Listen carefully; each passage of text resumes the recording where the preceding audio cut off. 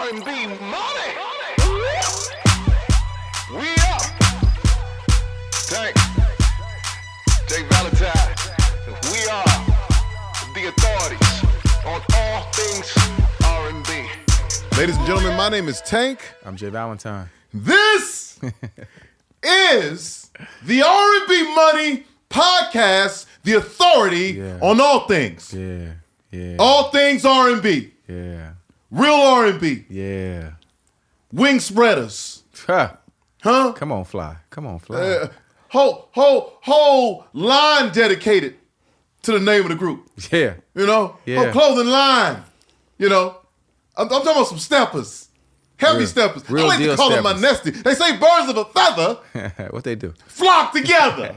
Yeah. Okay? I got my brother in the building. My loved one.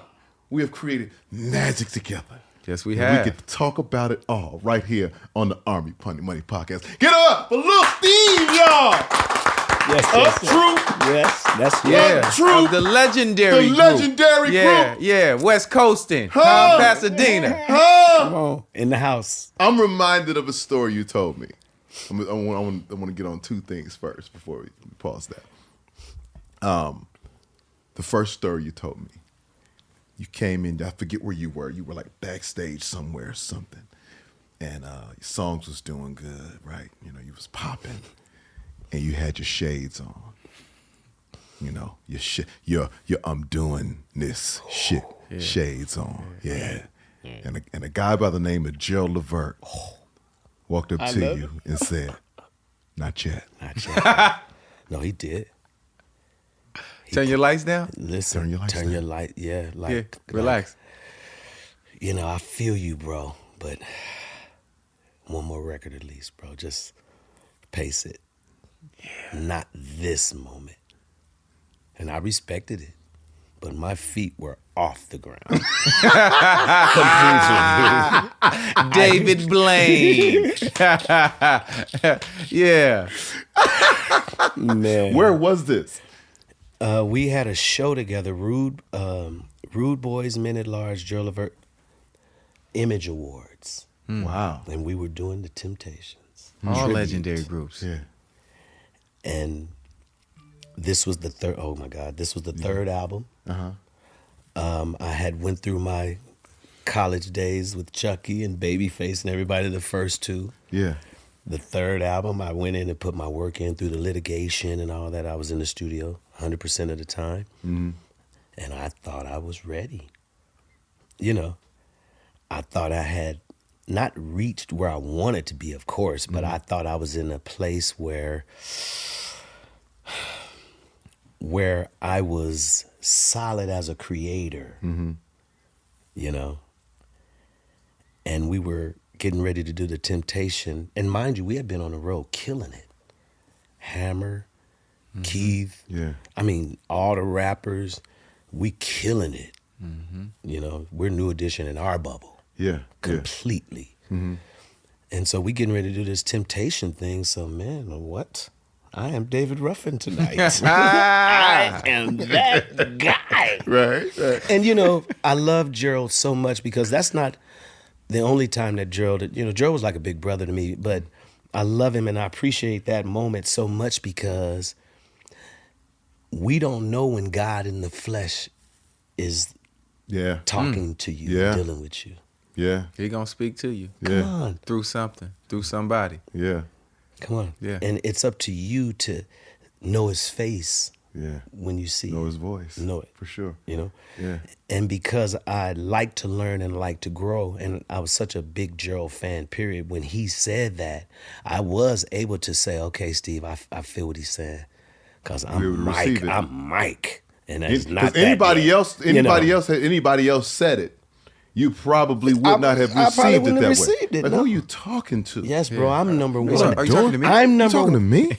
I'm number one as you're telling me this, bro. Yeah. Excuse me? Excuse me? You're beneath me right now. Yeah. At least in this second, bro. Now everybody wears shades now. Yeah. But I didn't do that, bro. Everybody wearing shades now. But back then, if you had on some shades, It was a thing. It was a thing. You know, I had lines. You know, I'm designed up, made over, new grill. You know, I had porcelains in the 90s. I was the first nigga smiling. I was the first nigga smiling. Just keeping it real. I was the first And nigga smiling. Gerald was one of the guys that always pulled my coattail, but he always pushed me forward at the same time. Yeah, yeah. You know, I remember we did Arsenio Hall, second album, I'm Not Suit. We didn't know New Edition was going to be there. And, Gerald was always my round table guy. You know, I didn't have any brothers and stuff growing up, but Gerald, he was the guy I always called just for whatever. So I was real nervous and scared, and he was pumping me, man, you're going to do great, man. You the shit, man, whatever. So I remember after we finished I'm Not Suit, bro, he called me crying, man. You niggas is great, man. You niggas is great. I told you, man. He's so passionate. Yeah. He's so passionate. He was so happy that we killed it the way we killed it because he's rooting for the under. He wants us to kill it. Yeah. And we killed it, bro. And he called me. He was so proud. I'll never forget that, man. Wow. Rest in peace, man. Rest in peace. The man. legend. Big G, yeah. And then another story. When we first got the building, I was like, what are you doing on the roof? Right? He's like, I'm working with my birds. I said, what? What are you doing? The birds. He said, yeah, my pitch to my birds. I said, what? So from him, we'll get more into that so you can really explain that. Yeah. But from there, as me and you just began to hang out more and tap in more. Yeah. He's like, nigga, we nesties. I said, Yeah. what is a nesty? I want to be Pigeons a nesty. only have 2 eggs, man. Nest mates, baby. We nestmates. Nestmates, baby. Yeah. Yeah. From that day. From that day. Yeah. You like my nesty? That's I was like, right. what's a nesty? Yeah. So take us back. Steve, to the very beginning. Like, where does it start for you? Where is it like, okay, I got something. I'm finding something. I'm tapping into something as this young kid. I was an only child with my mom, single parent home, my mom. And my grandmother, her mother, used to always tell my mother, that boy is special my entire life. And because I loved her so much, that meant something to me, believed it, whether I knew what believed What it was, Yes, and bro. yeah. I believed it because she said it. And she said it year after year. Make sure you keep him with drawing paper. Do you know this boy can draw? Drawing Because I was paper. with her every Yeah. summer in Texas, in Amarillo. Bless her heart. Anyway, it started from that, her saying this to me. So fast forward, 14 years old, entering high school. She passes from an aneurysm before I even become 15. So I'm dealing with her not seeing me manifest into anything, right? And I was walking on campus when I first got there, and I saw myself homeless, actually. And I was older, and I was on the street, bro. And it scared the living shit out of me. And from that moment, it was either football or music, because I grew up, I was popular as a dancer in Pasadena. I was one of the only little kids you knew. This little dude, he's always dancing, and then I went into Michael Jackson. And I was super popular doing Michael Jackson. I was famous doing Michael Jackson, bro. I was Mike at 12. And so I already loved the fans. I used to make people happy doing Mike. And I fell in love with that. I fell in love with making people feel good because it made me feel good, you know?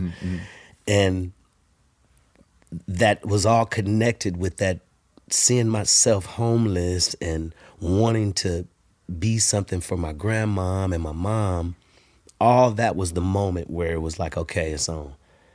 I don't care what it is. It's either football. I was playing football against my mom's will. I was good.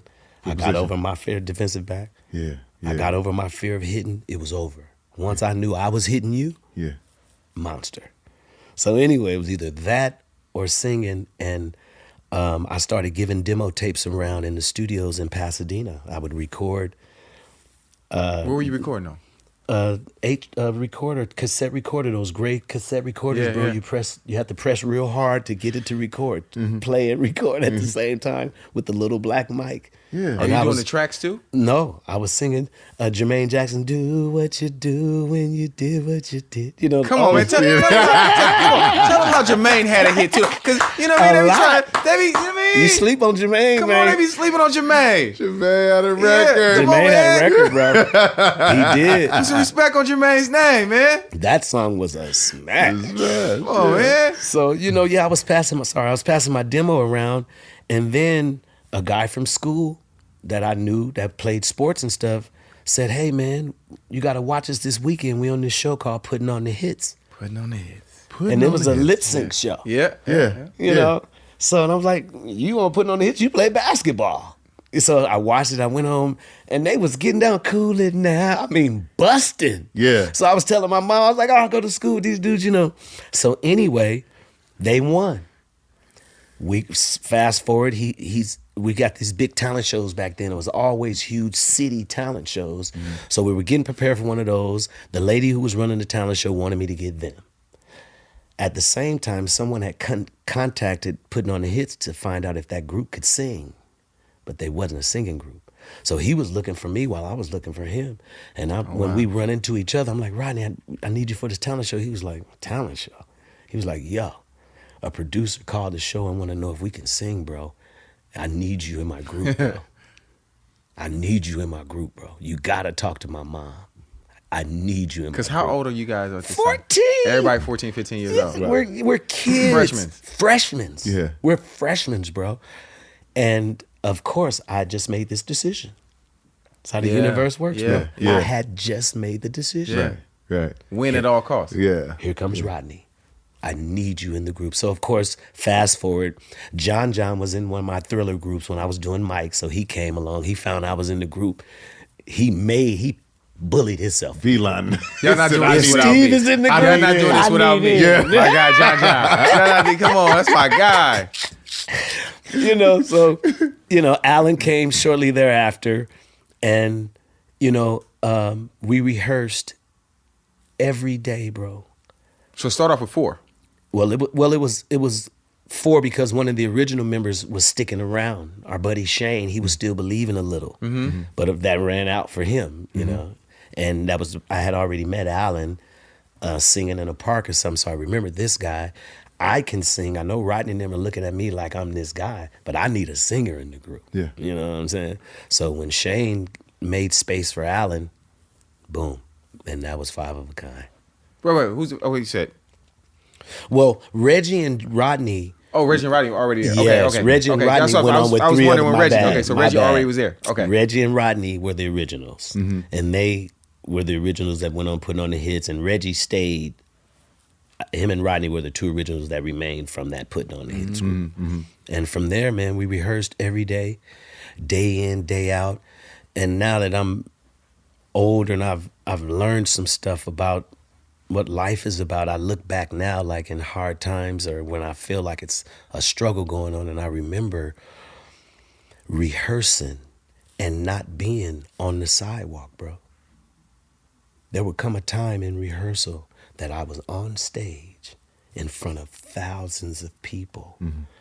And by the time the rehearsal was over, I was back. Before I got in the 11th grade, we were signed to Atlantic Records, bro. So it's about a 2-year process. Yes. To get the Development. deal. Yes, for us to get our stuff together. But no, we got signed June 2nd on a Tuesday in 86. Wow. So we still had work to do. Yeah. But the manifestation from the visualization is real. Yeah. It's really, really real, man. And all of us was on one accord, so it was nothing the universe could do but just move it out of the way. Yeah. By the time I was in 12th grade, Mamacita was almost number 1. Get out of here. Man. Come on, Mama C. My classmates got to see me on Donnie Simpson after all of those years of saying, "Oh, we coming out next month. Right. We got a record coming." It's always that. So by the time we get to the 12th grade, man. But before that, are you guys already Troop? No, 5 of a kind. Five of a kind. Five of a kind. We're the guys in the 12th grade. Before that record comes out, we're the guys. But The name of your group was The Guys? And there was a group called Guy that had a release date before ours, a couple weeks. Groove Me. Wow. Yes. And we had to change our name, bro. And we already had the dance. Wait, so at the same time Teddy and them got Guy, y'all got The Guys. We were the guys. But y'all signed too. And yeah, we were signed the guys. Wow. So, okay, so And didn't even know about Guy. is there a brainstorming meet? Obviously, 'cause Yes. it's West Coast, East Coast. Is there a brainstorming meeting of like, what are we going to call ourselves? Yeah. No question. Yeah. How does that go? Merlin Bob, rest in peace. He was Yeah. Sylvia Rome's right-hand man, but he was our handler, you know. We were his shits. He got us on the phone and said, we need a name now, this second. So everybody was scrambling for a second. And you know me, I'm a down low guy. So as soon as I got the down low Troop, because we had a dance, we were already doing the Troop. Doing the Troop. That's us. You know what I'm saying? We're not New Edition. We're Troop, my nigga. Yeah, You know? yeah. And that's how it happened. I said, we just Troop. And everybody at simultaneously was like, that's it. That's it. And Merlin hung up the phone, and then Alan sat there for a couple seconds and came up with Total Respect of Other People. And that was it. Wow. Number Total one respect record. of other people. I didn't know that. Number one record after number one record. We never flopped, bro. We never felt the feeling of a defeat on a charting record, bro. Give me, because I know you. Jay knows you. Yeah, I know Jay it. knows You know, I know it. Give me 12th grade with a hit record. How are That's you not acting? it. Well, Floating. I'm sure he was floating. all of us know each other. Like the people that we went to school with, you've been in school with them since second grade, right? Sure. So we know everybody. So you already have built up the people who knew you weren't not gonna make it. You already have that crowd. You have the crowd who's rooting for you, and you got the crowd that know you're gonna do it. So we had stopped talking about what we were doing well before we got, like by the time we got the record deal and all that, we wasn't going to school hoping people believed us anymore. Yeah. So we were just regular. Yeah. Right? When we got on Donnie Simpson's couch, That couch. when we came back to school, this is the last week of school, bruh. You got 4 more days, you're out. Yeah. Video Soul. When we came back Yeah. that Monday from being on Video Soul, bro, that 4 days was the best 4 days of a high school experience ever. We were on the couch. You know how big that was Yeah. back Yeah, then. for sure. I made the couch. I Yeah. made the I couch. know. Yeah. You know? And then I found out that the elevator wasn't real because I tried to ask could I get on the elevator. And he was It's like, not real, baby. hey, tell the little nigga to be cool. Just nigga be cool. The elevator ain't real, man. Yep. I'm like, man, I want to get on the elevator. Right. Right. That's true. I know And he was on you. it was a wonderful experience, man. Was there a particular young lady? You know, 'cause this is That's all he R&B. want to know. Yeah, I If you- want to. if you had to go use your flex. Was there a particular young lady that you had your eyes on, and maybe it was And a now little, her eyes are on maybe you. it was a little difficult. Maybe it was just a little challenging. You know what I'm saying? But you know what I'm saying. But for the couch, but then right after the couch, the Get back in retaliation. the reciprocation was just on a different level. Where it was like Yeah. I always had my eye on you. Was there A lot of it. Yeah. A lot of it. I was a crusher. I was the quiet guy that, you know, I like particular girls. I didn't just like everybody, but I liked that special little thing, you know. And I didn't always match. It didn't always align, you know. But I had a girlfriend during high school. Crystal was my high school sweetheart. But yeah, I was a flirt. I was out there. And yeah, once that little 1-bedroom apartment turned into a nice Beverly Hills little retreat. Oh, you went right to Beverly You went Hills? right to Beverly No. Hills? Yeah, right there in Pasadena in that same 1-bedroom apartment. Oh, he turned it into a Beverly Hills retreat. Okay, yeah. Bring in the new furniture. Bring Let's bring- Yeah. You know, it's No always oranges that right now. one apartment in the hood. Come on. That got the leather couches. Come on, bro. Everybody know about that. Get that bunk bed out of here and bring that water No, bed in here. it was Bring nice, man. Bring that water bed. And I didn't take advantage of it like I could have, but I did appreciate.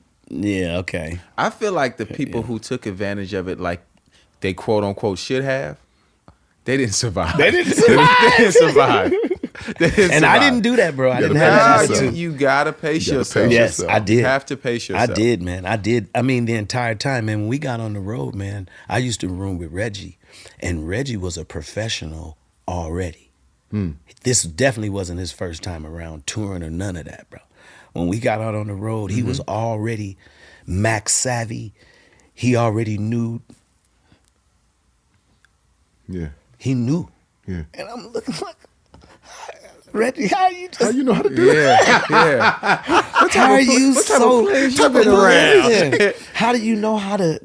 I mean, bringing grown women. I'm like, Reggie. Yeah, because y'all kids. Y'all We were kids. kids, bro. Reggie. I was like, I couldn't believe it. He'd come in the room with somebody. I just roll with all the cover to the side of the bed. I'm gonna start saying that. And giggling and When shit, a nigga shining, I'm gonna say, Reggie. Yeah. That's our new shit. That's our new shit. Shout out to Reggie. That is Shout out funny. to Shout out to Reggie. Reggie, man. Rest in peace, man. oh, wow. Yeah. That's Yeah. crazy. We had a ball, man. We had a ball. Who's the first tour? Yeah. Oh, What's the first tour? Mamacita is going crazy. we did a 90 city tour by ourselves.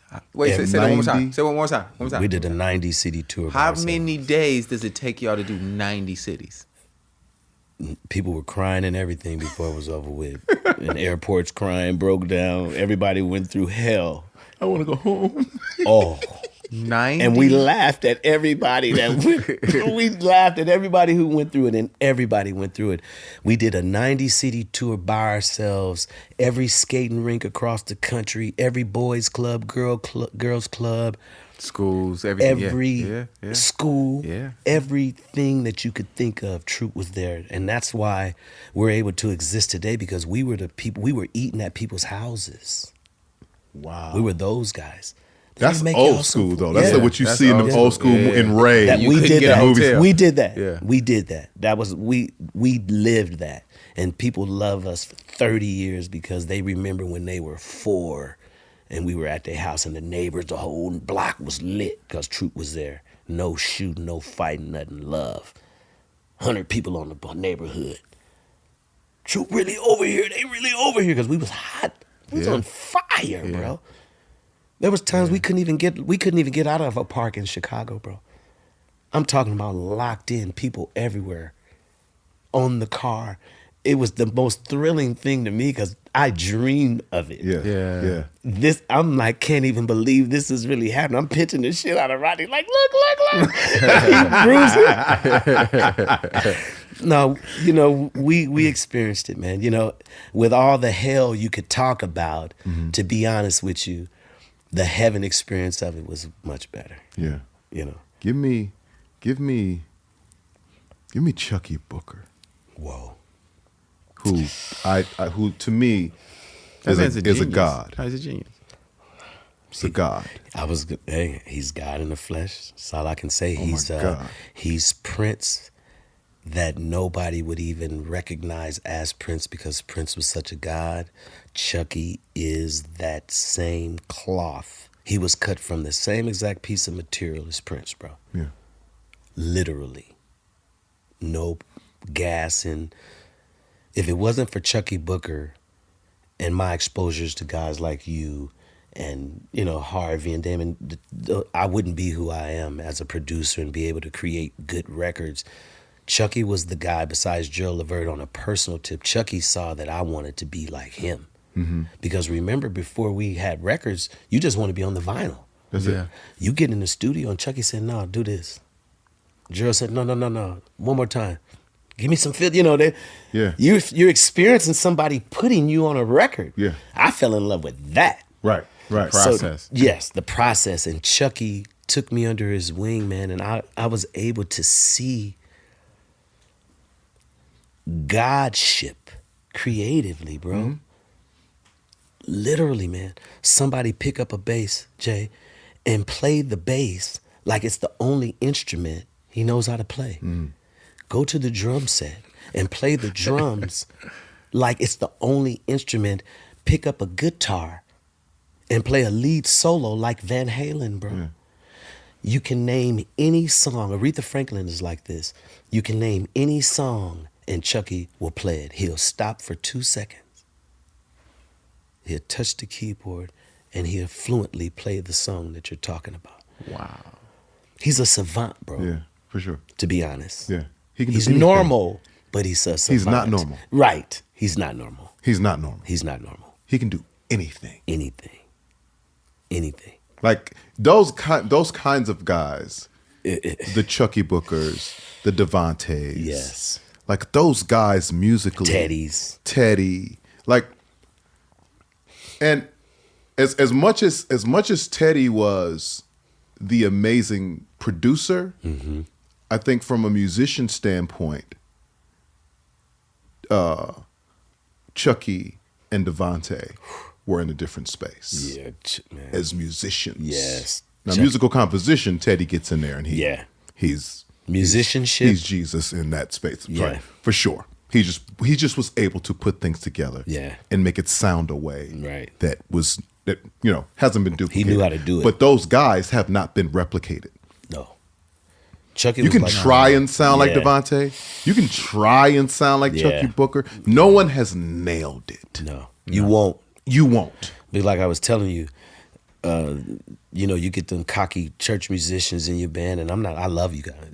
It's all good. But they're playing. They hear what key it's in, so they're playing, and I'm like, bro, that ain't it. Yeah. Chucky's playing a certain G. A certain, yeah. Yeah. It's a certain, yeah. It's not. He didn't just pick it out the It's not on cloud. any old. Come on, bro. Yeah. This ain't any old G. Those ain't regular old voicings. Come on, come on, Tank. They're not regular voicings. Yes, listen to the voicings. That's why it's a hit. Yeah. It's a difference between a hit and getting on the keyboard playing some chords, bro. I hear. Yeah. There's a When the difference. hit makers start speaking, You know what I'm saying? when they start speaking, you know what I mean? Come on, Ty. When the resume starts talking, Resume start talking. shut your ass up and listen. Come on, man. Shut your ass up and listen. We do this, The bro. voicings are different. The voicings are different. It sounds like a hit. Yes. The reason it was a hit is because of what he played. That's also a Babyface thing. No Oh, my- question. No, you kidding me? Because The Babyface sound of hit records. because Babyface is not gonna go crazy on the keyboard. He's not No, about he's dazzling not. you. He's not gonna dazzle He's you. not Stop, gonna stop dazzle doing you. that. You stop Come doing on, that. Jay. He's not getting ready to dazzle you right here. Yeah. But when he put them voicings together, Over. I said, "What made you think of that?" He said, "I don't know. I can't play." Like how I asked you. I said, "What are you talking about? What do you mean you can't play? Do you hear Tenderoni? Yes. That's crazy. Do you hear it? It's the deal, man. You kidding me? You can't play, but you did Tenderoni?" I wanted to punch him in his face. You can't punch Babyface. I wanted to shave off a little bit of his fro. Just right down the middle. I got a crazy Babyface story. Give me one. We're on the third album. This one where I was the shit. Yeah. Right? Yeah. So Sweet November. Do you have your glasses on at the time, or have you taken Oh them no, off? Gerald checked me. Okay. I'm Steve again. Right. I'm focused. Gerald refocused me. Yeah. So in my refocus moment, we're getting ready to release a new single, and the new single is Sweet November. Amazing deal record. Yeah. But it's like all I do is think of you. It wasn't a hit, it was a people champ record. Right. Maybe even a little more than all I do, really, because people knew the deal. So I told Babyface and LA were next door at SIR rehearsing with this young little, fine little thing, man. Fine little thing, man. She was bad. Yeah. A little young female that they were just signing ended up being Toni Braxton, of course. So anyway. Yeah, fine I little like thing, how you man. did that. Yeah. I'm telling- I like how you did Yeah. that.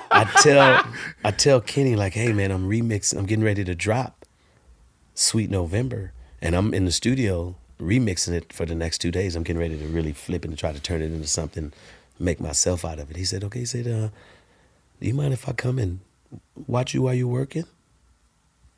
Babyface. Babyface. Yeah. Sure. Sure. You can come and sure. Yeah. So anyway, he comes. He brings all his gear. All his gear. He has KO come from the deal. Daryl Simmons shows up. And he comes in and reproduces Sweet November Me, him, and Daryl sit and come up with the sweet, sweet, sweet, sweet, sweet November. That part at the end that later became I'm Never Keeping Secrets. We sat there and did that while they were remixing Kenny was remixing the song, and did it for nothing. Wow. For the culture. He came in and reproduced it, gave me 6 tracks of vocals. He said, just pick one. This'll make it newer. Just pick one. And I'm sitting there listening to Kenny lay tracks, bro. One of my idols. Yeah. So nice and humble in her doing something for me. For the love. You know. For the culture. For the culture. Way before there was a... #1 for almost 3 weeks in a row. That's crazy. Babyface. I will always love and cherish him for that, bro. So we're going to go back to Chuckii Booker. So, yeah. Spread My Wings. Spread my wings. Had me... Y'all want to know the story behind it? Yes. Come on, man. That's what we're here for. Yeah. Okay, so I told you I became a Chuckii Knight, and I'm with him 24/7. He picks me up from school. I'm at Chucky's house 24/7. Period.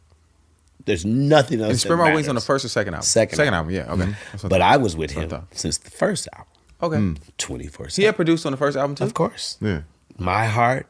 I didn't know that. Chuckii did My Heart. A few things. Chuckii was him and Gerald were our sound. Mm-hmm. So Sylvia decides to do a record on Chuckii. And Chuckii does this record, bro, called Turned Away. And I'm talking about Hurt Me, bro. All time. Listen, Hurt Me. It hurt you. I'm with him. And he's working on this. I'm like, oh my God, man, Chuckii, we need this. We need it. We need it. Listen, we need it. Chuckii, man. You trying to Jamie Foxx? I got records too, bro. We all had that moment in the music business. Fox walk in that room like, Tank, I know you love this record. I need that.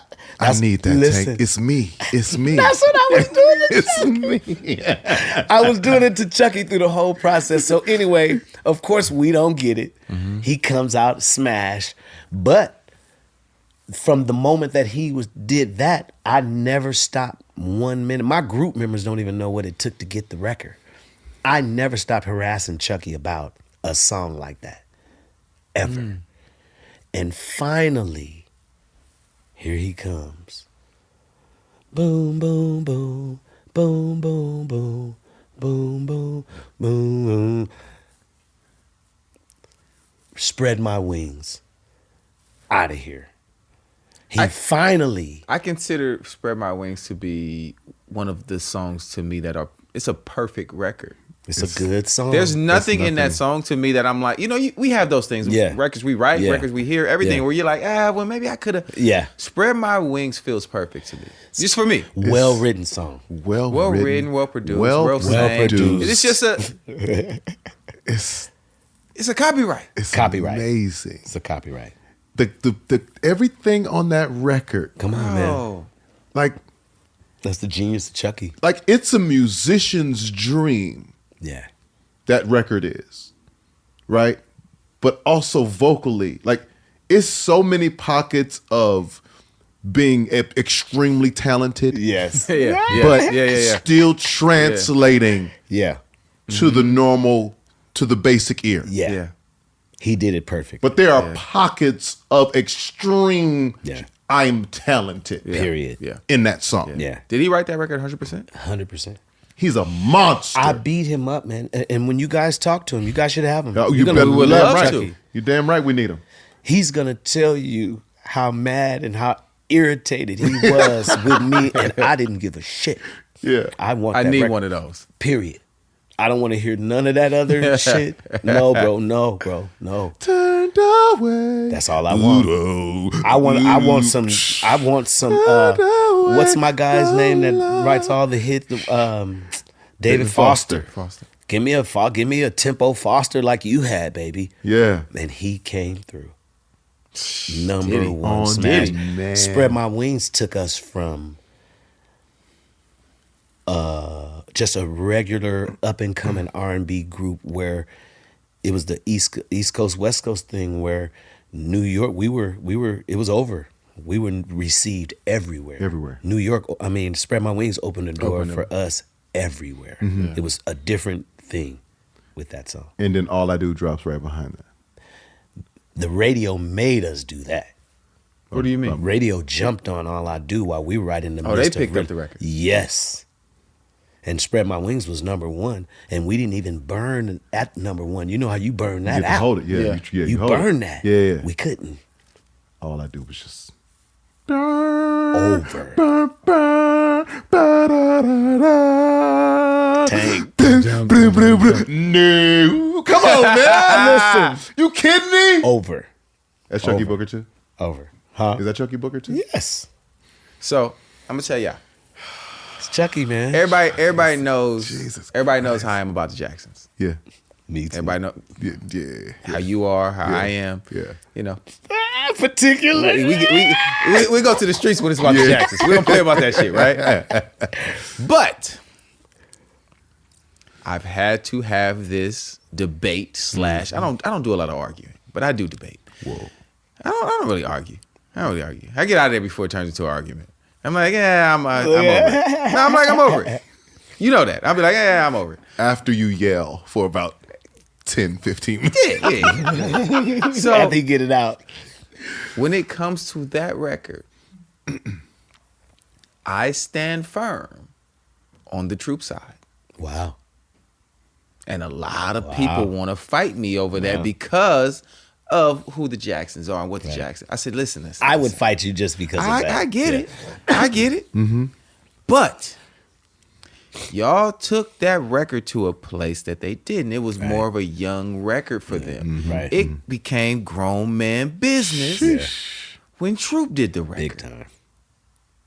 I mean, it turned into, a little bit of kissing and hugging for them and fucking Y'all, come on now. for Troop. Yeah, it was Talk baby about it. making for us. Come Talk on. about it. Yeah. Come on. We was making babies with it. Come on. It got to what you trying to do? Yeah. What Yeah. you doing? You want this lambskin? Because lambskin was Come on, popular man. last year. You better relax, man. You're too young to know about lambskin. What you know about tour materials? Oh, tour materials? Oh, shit. Oh, yeah. Oh, yeah. Lambskin. Yeah. You put that on your thing. I don't want no lamb on me. That is hilarious. It sounds biblical. It sounds biblical. Hey. I don't want no lamb on me. Hey. But yes, that, for me, like I said, it's just for me. Yeah. You guys, I'm taking Troop. I'm taking Troop in the All I I Do appreciate that, man. battle. I What just a am. record. You know what's I am. gonna really upset you? Our new single, "Lady in My Life." Oh, you didn't went there now. We did the same thing, bro, and it worked. Who You did it? should. It worked, bro. As you should. We did. I produced it. As You gotta should. hear your bro. You gotta hear your Lady bro. in my life. We did it, man. And we did it. We did it. Cause Alan is just Alan. Yeah. He's a Michael Child too, but he's like Donnell Jones. He's got his own thing. So I stick to the script and let him be him. Now you got Troop. Yeah. And we did it again, man. Did y'all ever have any dance battles with any of the groups that were out at the time? Because y'all were bussing. Yeah. I was getting Everybody else was, and this is no disrespect to anybody else at the time who were doing great things. Yeah. Everybody else was dancing. Yeah. Y'all was bussing. Yeah, no, we didn't have any competition. Respect Nobody was to, asking for no smoke. No. Nah, respect to New Edition, Ralph's, these are my friends. Respect to New Edition, but we had once we developed and said, I was the one that said I wasn't doing New Edition because that's what we were doing initially. Once I stood up and said, nah, Rodney, do that dance that you always do, bro. Teach us that shit, bro.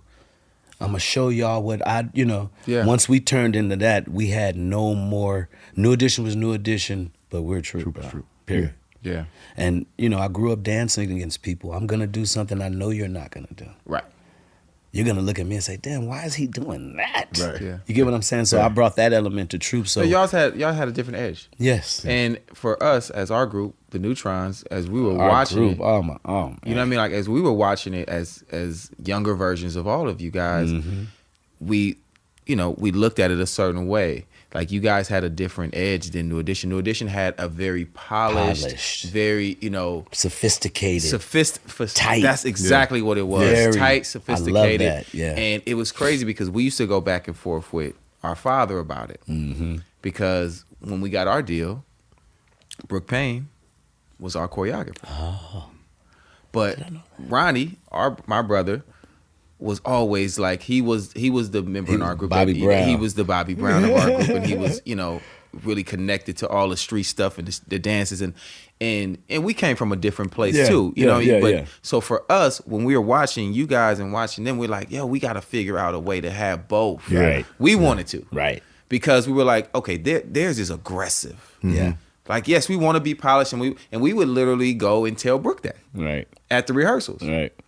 And he on us. He on our ass, man. We in there just he kicking our ass. But we Right. like, but we want to backflip. Right. And we want to do this little dance that come from our neighborhood. Or we want to, you know what I mean? So it's Right. like we were watching that. Wow. And we were watching how, you guys had a different, Approach to it. approach and space that you guys had carved out. That troop. And I'll tell you, nobody wanted that troop smoke. No. Yeah. No. Yeah. Nobody wanted that troop smoke. No. Nobody.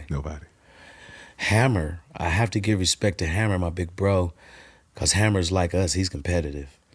He wants to smoke, Yeah. Oh, for sure. right? Yeah. So Hammer was the perfect person to tour with, even though he wouldn't give us all the sounds and stuff.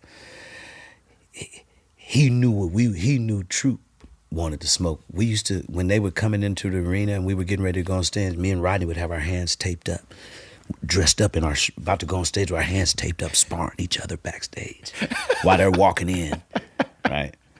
Every night. Tormenting the guy that's selling 20 million albums. Y'all- You're 20 million. Y'all taping your Here hands comes some up. Pasadena. Sparring. You want some of this, Hammer? You want some of this? You want some of this? Killing it every night. Hammer was the only person that did him regardless, and came to, you can see the energy in Oh, him. yeah. That he's Yeah. coming to get it. Nah, But MC Hammer was truly on that King of Stage. Listen, King of Stage, and that's what we was on. that mentality for him was Yeah. real. And that was us. We were real, man. Yeah. It was a real thing for True. We used to get into fights and shit, and it was me. If I seen some shit on stage, bro, and then you hot for bitches after the show, we gonna fight. Nigga, you fucking up on stage, but you ready to fuck and get on bitches, nigga, you ain't done the show right, you got a problem with me, nigga. You gotta catch the fade. Oh no, I was a problem, bro. I love my group members because they tolerate me, bro. I was a. Oh, no. We can't. We gotta get into that. We gotta get into that. You ain't earned no pussy tonight. You ain't earned none. Nah. What Nah. you mean? You mean? That's what I was on right Put there. that back. Yes.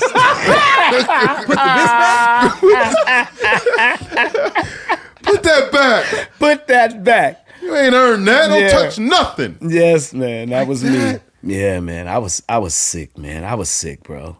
I was sick, man. I wanted to be Michael, but not Michael. I wanted to be so good, so bad, so perfect. time. Yeah, Yes, yeah. man.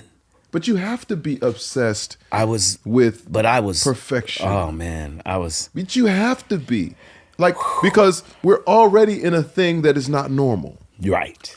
You know what I mean? And At all.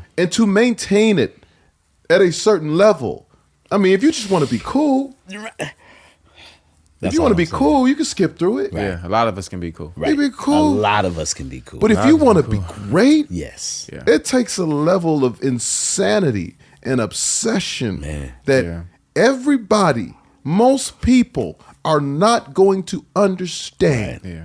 And they're not willing to go there. I was that guy. No. They're not willing to go there. Right. You got to be willing to go to a place of discomfort. Yeah. Yep. I was him. You my brother. We're gonna have a confrontation if I'm on that. Yeah. You get what I'm saying? Yeah. It's like if you take a love loss in it, we have to deal with that at some other time. But I'm not on the love loss shit. But Yeah. we got an issue, bro. This shit is supposed to be perfect, my nigga. And your focus is on something else, and you a piece of shit on stage. Man, I used to literally want to fight, nigga. I was bad, bro. But outside of that, we had a great time. We had a great time outside of that, man. But my group had something to put up with, Put the bro. pussy Down. back. Put the pussy down. You not eating tonight. No Chinese food. No Chinese. rice.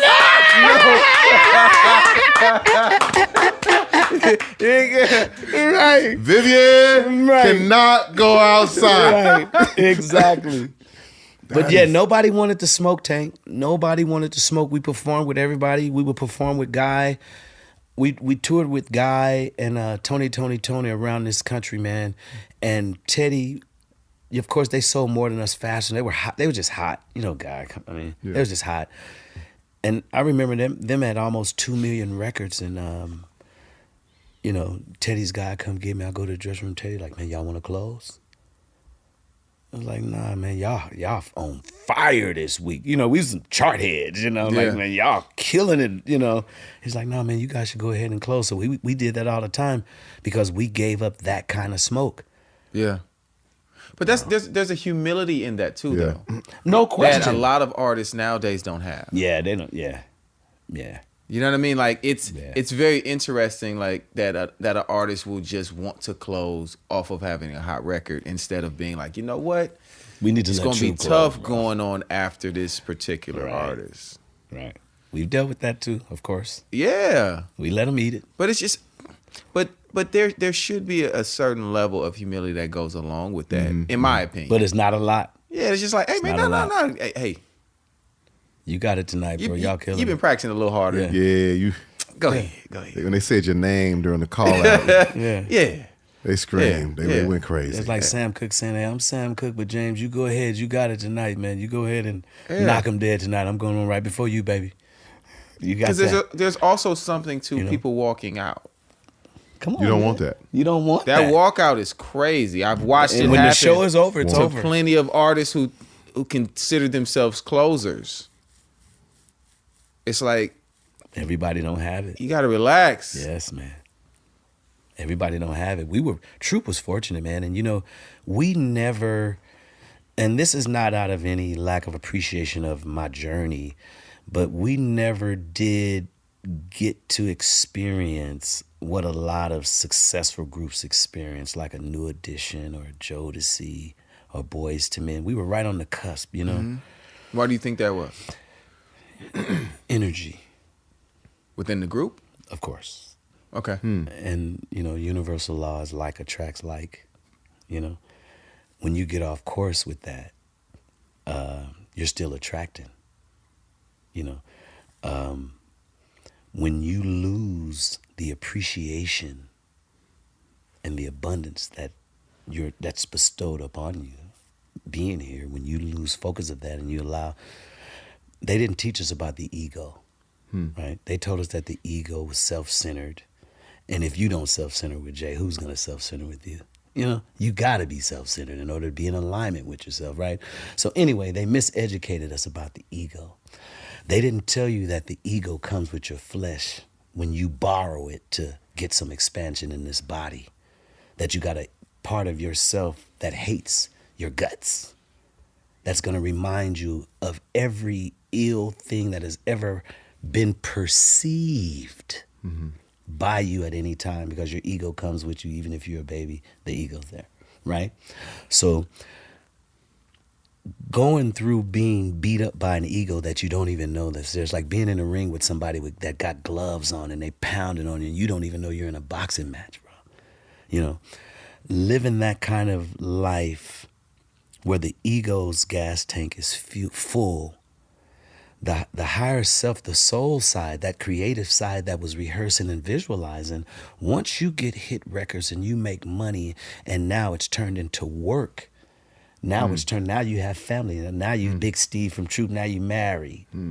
Now you're taking care of a family, youngster. Bills. You know, yes. Requirements. Yeah, right? Ego is there waiting the whole time, because the ego didn't like it when you were famous and feeling good about yourself. So now, you feeling a certain kind of way, you feeling this, you've been TGT, come on, man, you know how it goes. When you're not in alignment, you're not in alignment. There's not a lot of attraction coming your way as a unit, and you got 3 different energies going on in one bubble. It just doesn't happen, and that's what happened with us, man. just like in the Temptations movie, the money made different people different who they really were.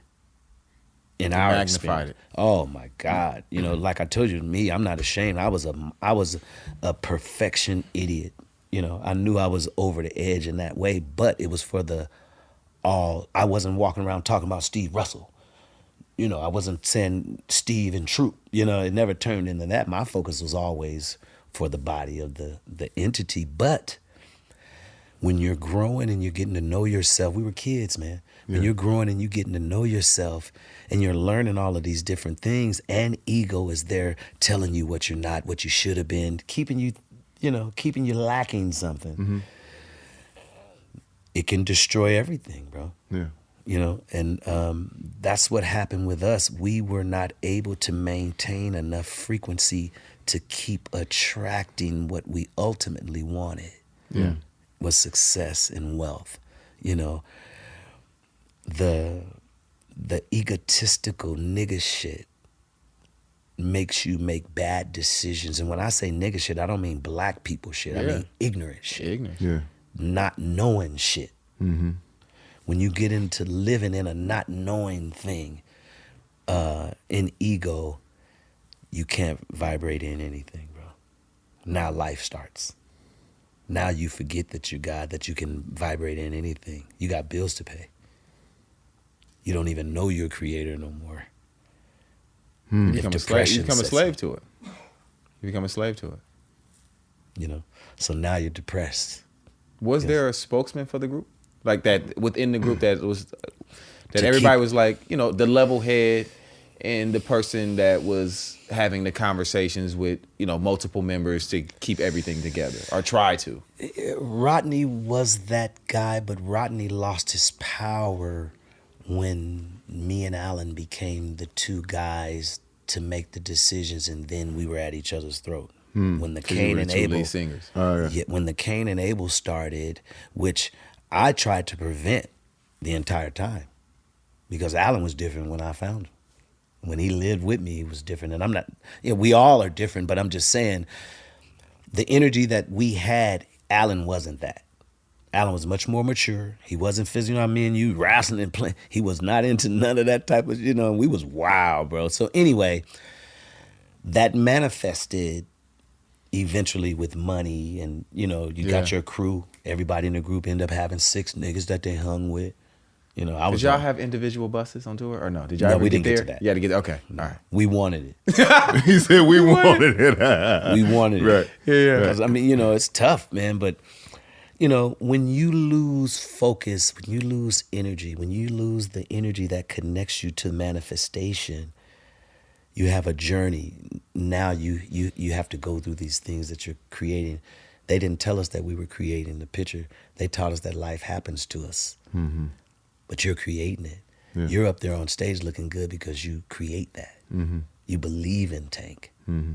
People believe in you.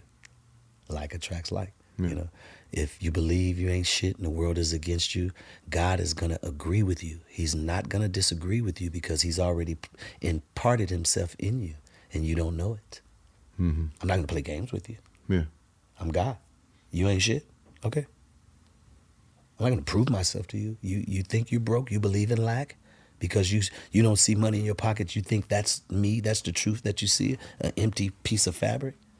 You believe that? Okay.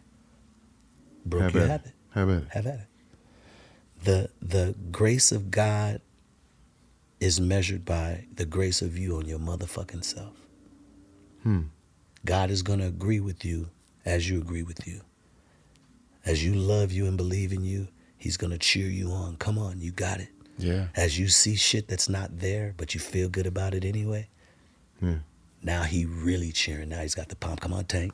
It ain't even manifesting. You feeling good, baby. Come on. Yeah. That's how it works. But they don't teach us that.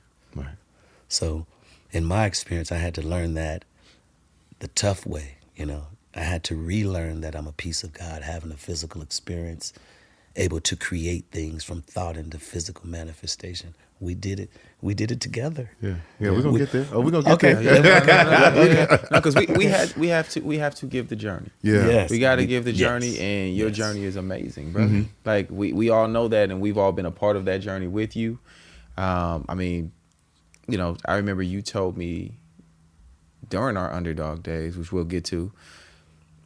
You were like, Jay, you know, we never had this conversation because you was a kid, you was younger, but you know, your father helped me.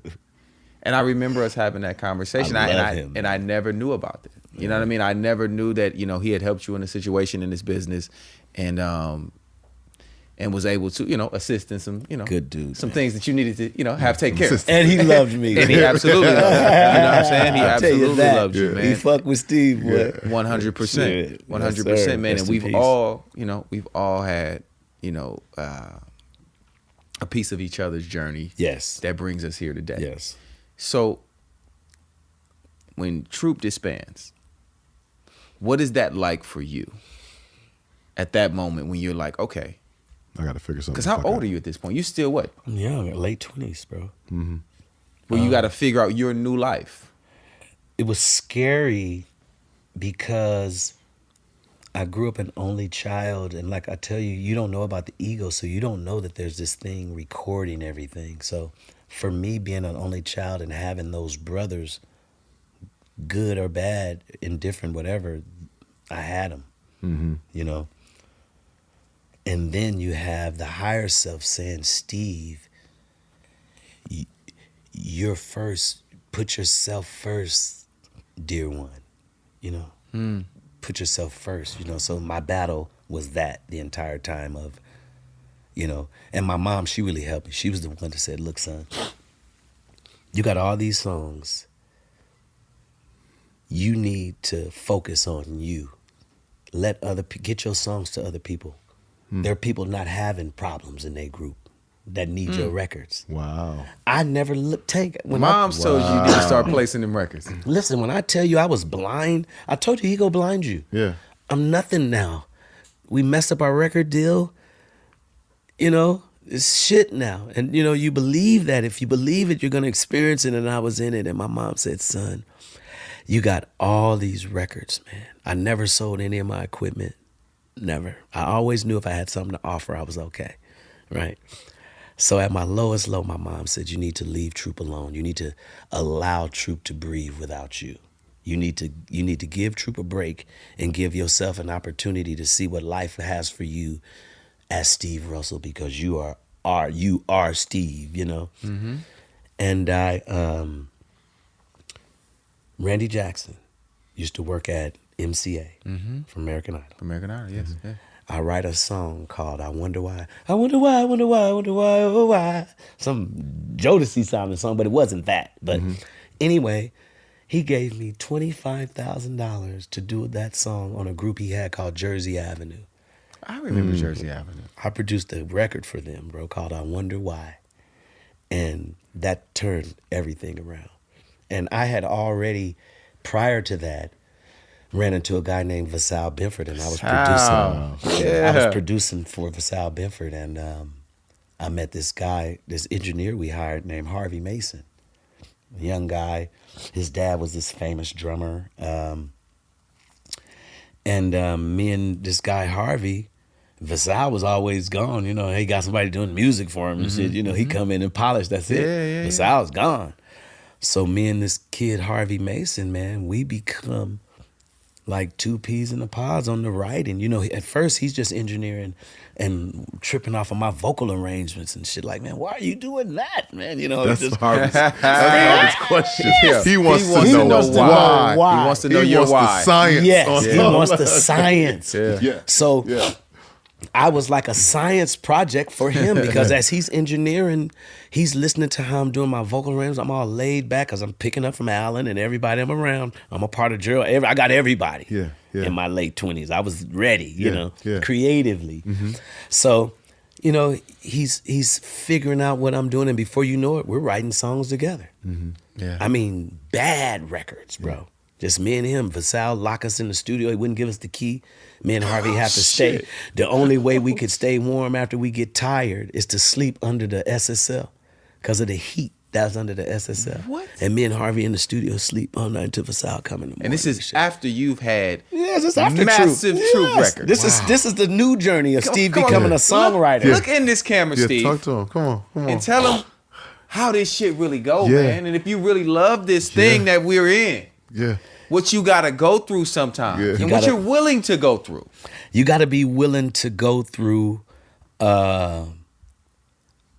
what you consider being uncomfortable. You got to be willing to go through with blinders on when it's so foggy you can't see, but you got to open your motherfucking ears up and keep walking straight. Open your ears up. You gotta keep walking, even if you gotta take little tiny chopping steps. Just keep your feet moving. You've played sports. Keep your feet moving. Chop your feet. Keep walking. Keep moving because you're on your way. Everything that is coming against you in perception is there to move you forward. Everything is all good. There's nothing in your journey against you, from molestation, no daddy, no mother, nothing is against you. Your molester, the absent mother, the absent father, all have agreed to do a job for you here to move you forward. But if you fall in love with the gift and forget the gift giver, you'll worship the molestation and be robbed in your life. If you have an abusive father, or abusive mother, you fall in love with that in the agony because you have an ego. You have this flesh that loves pain. It loves the longing. I wish I was like Tank. Oh, I wish I could get in shape. Oh, I wish. See, that's the ego in the flesh. Get your ass on the floor and do it, right? That's the choices that you have to make. But you have to know that everything is all good. And that's very tough when you're sleeping in your car and tomorrow you don't know what you're going to do. But if you get up that morning out of that sleeping car and head to the studio, your ass is on the right track. You get what I'm trying to say? Because when I was working with you guys before Tank, right at the beginning of the Underdogs was when I had moved back from Rialto. This is me from my mom's motivation. Now I'm back. Harvey came. I forgot to tell you. I'm writing songs. After I did that song for Randy Jackson, I'm still in these. My mom had some apartments. She did right by what I gave her.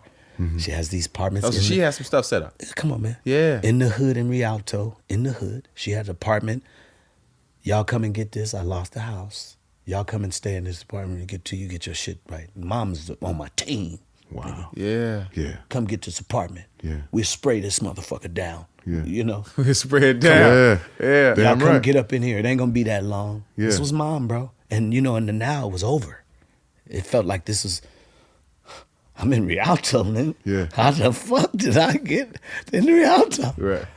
But the God side, my God self was so appreciative.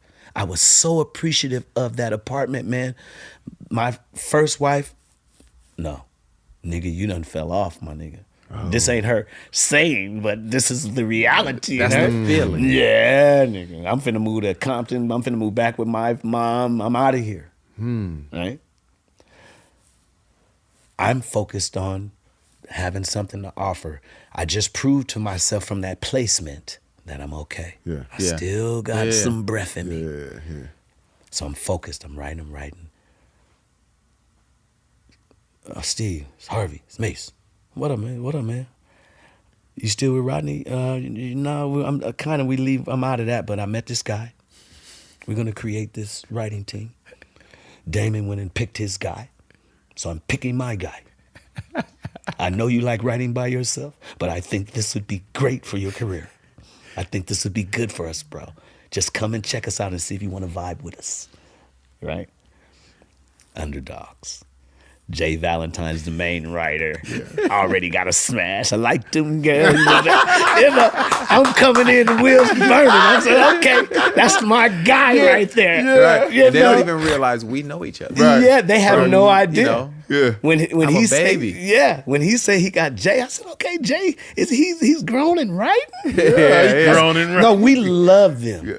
These guys, we love. No, Troop loved us. Oh Yeah, my they loved God, us. they were our group, man. We loved them so much. So just the thought of that was and I'm a super positive dude anyway. You know, I'm not a hater. I was blessed not to be envious. I don't have envy in me, so it's always good with me. So that was perfect when he said J Valentine. I was like, oh shit, you know. So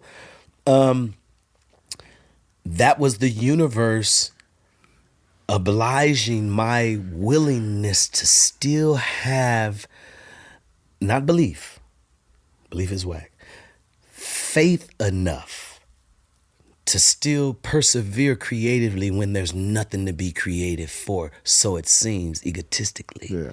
Mm-hmm. What are you doing this for? Yeah. No, but you're in Rialto, you're in the hood, buddy. Now, to remind you, the ego will make you kill somebody and then say, you didn't have to do that. No, the ego is the worst part of us. I'm telling you, man. And there needs to be more conversation, especially amongst us getting of age, separating ourselves, especially when we deal with our women, man.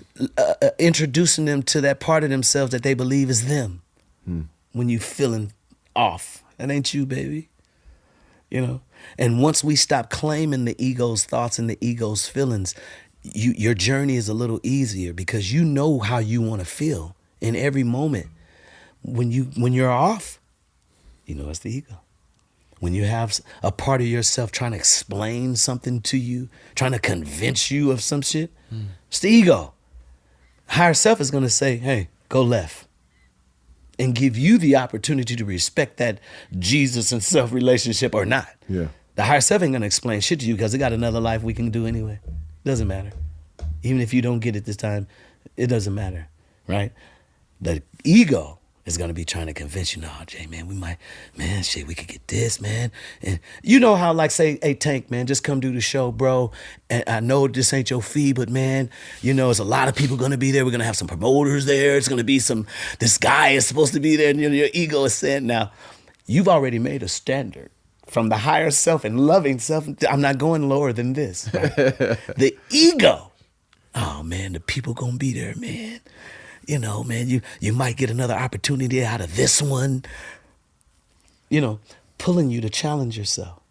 You know, and people need to have those conversations about ego because you have thoughts and feelings that are manifesting, especially now that everything is changing. It's energetically is more than ever. You need to know and be solid on your relationship with your ego because the decisions that you're making now in this time, we can't afford to make egotistical. And I don't mean arrogant.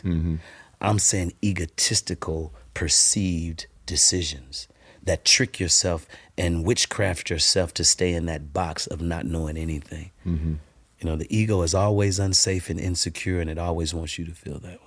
You know, and in my journey, I've had to battle that being a child with no brother to talk to, nobody to call, family to take care of, our kids young, you know, with all these duties and stuff, man.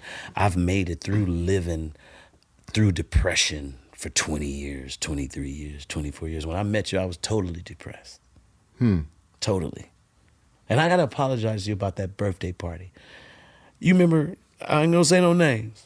But you're going to remember as I go into this. I have to apologize to you, though, because I love you endlessly. You know, you've always embraced me and treated me like a brother. You had something planned for me on one of my birthdays, right? So I am in this new little situationship type situation with somebody that's from my past that I admired from my past. And, you know, you don't know people when you get older. It's different.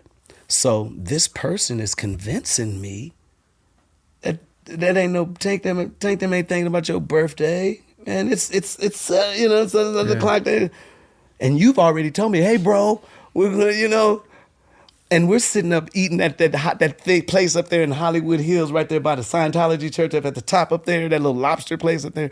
We're sitting up there. Now she know what I'm talking about. We're sitting up there.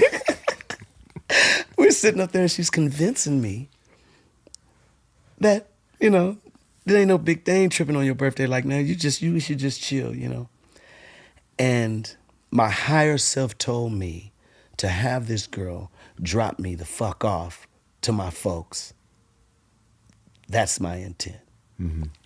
Ego says, yeah, already down in a low place just from the marriage I'm in and all that, or coming out of. Yeah, you're right. And I don't come and show up, and they got the cake. Oh, wow. Tank got folks there. I've never been able to get over that. Wow. Because my relationship with you was more solid than that. Of course. Yeah. You know what I'm saying? Yeah. But in learning and being in a self journey, I know that that's a byproduct of ego. Is if you agree with the ego that you're nothing to nobody, at least to yourself, you will believe that. Mm-hmm. You'll believe that nobody cares about you. And now the ego has you in a corner boxed in, kicking your ass. Told you. Look, ain't nobody calling you. Nobody care about you. You know? Yeah. And your perception is, man, I didn't give a shit, man.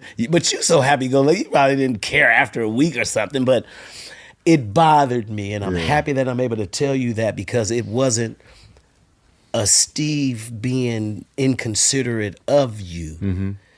It was an influence going on in a time where I was feeling a way anyway. You were lifting me up. Yeah. But the way I felt attracted something that agreed with what I was on. Wow. You get it? 100%. For sure. You know, just so you know, I love you, man. You know what? I don't even remember that. I know. But, I'm sure. But you know. But the ego will kick my ass. Yeah, on like it. nothing. I mean, there's nothing that has ever. Tank probably was like, "Oh, he was busy." Yeah, that's what I said. I knew it was. Who else want cupcake? Yeah, you know, I knew, but I just it beats my egotistical journey to say that now the ego can leave me alone about that, to say that. Because, so now we at the Underdogs, man. Yeah. Now we got these rooms going, man. Oh my God. And we're making records. And we're making a lot of them. Records. People making have history. no idea. Making history. Listen, people have no idea. You the king of, man, fuck it, just say that shit. Just say that shit. Just like that. Say that. And you know how you know what else? You know the trick I used to use on y'all? I can say freely now. Yeah. I would wait until y'all all happy and excited and say, "Nah, man, we need to fix that." Let me get now that we can fix that. Shit. Hey, let me get in here. Hey, I walked in on James and Harvey. I missed it on. Oh, we'll talk about that in a second. Yeah. But I caught James and Harvey in there on No Air, right? Yeah. Jamming. Yeah. And I sit there like this, because I won't on this mug. So I sit there like this, man. I sit there like this.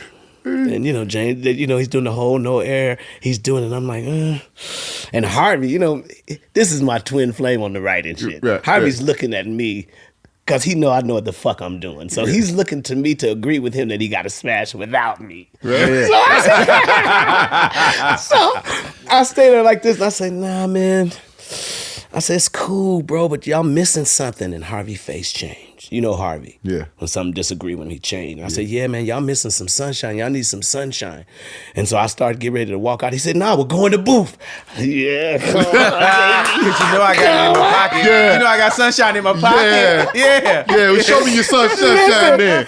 Listen, you got sunshine. He fell right into my trap. I had been listening to Mr. for a week straight, Broken Wings. So take these broken wings, and learn to fly again. I hear it. Learn to live so free. I hear it. And when we hear, you're killing me right now. You are killing me right now. Yeah, this I song go in the booth. Yeah. So how do you expect me Wow. to live alone with just me? Because the world revolves around you. It's so hard for me to breathe. Yeah.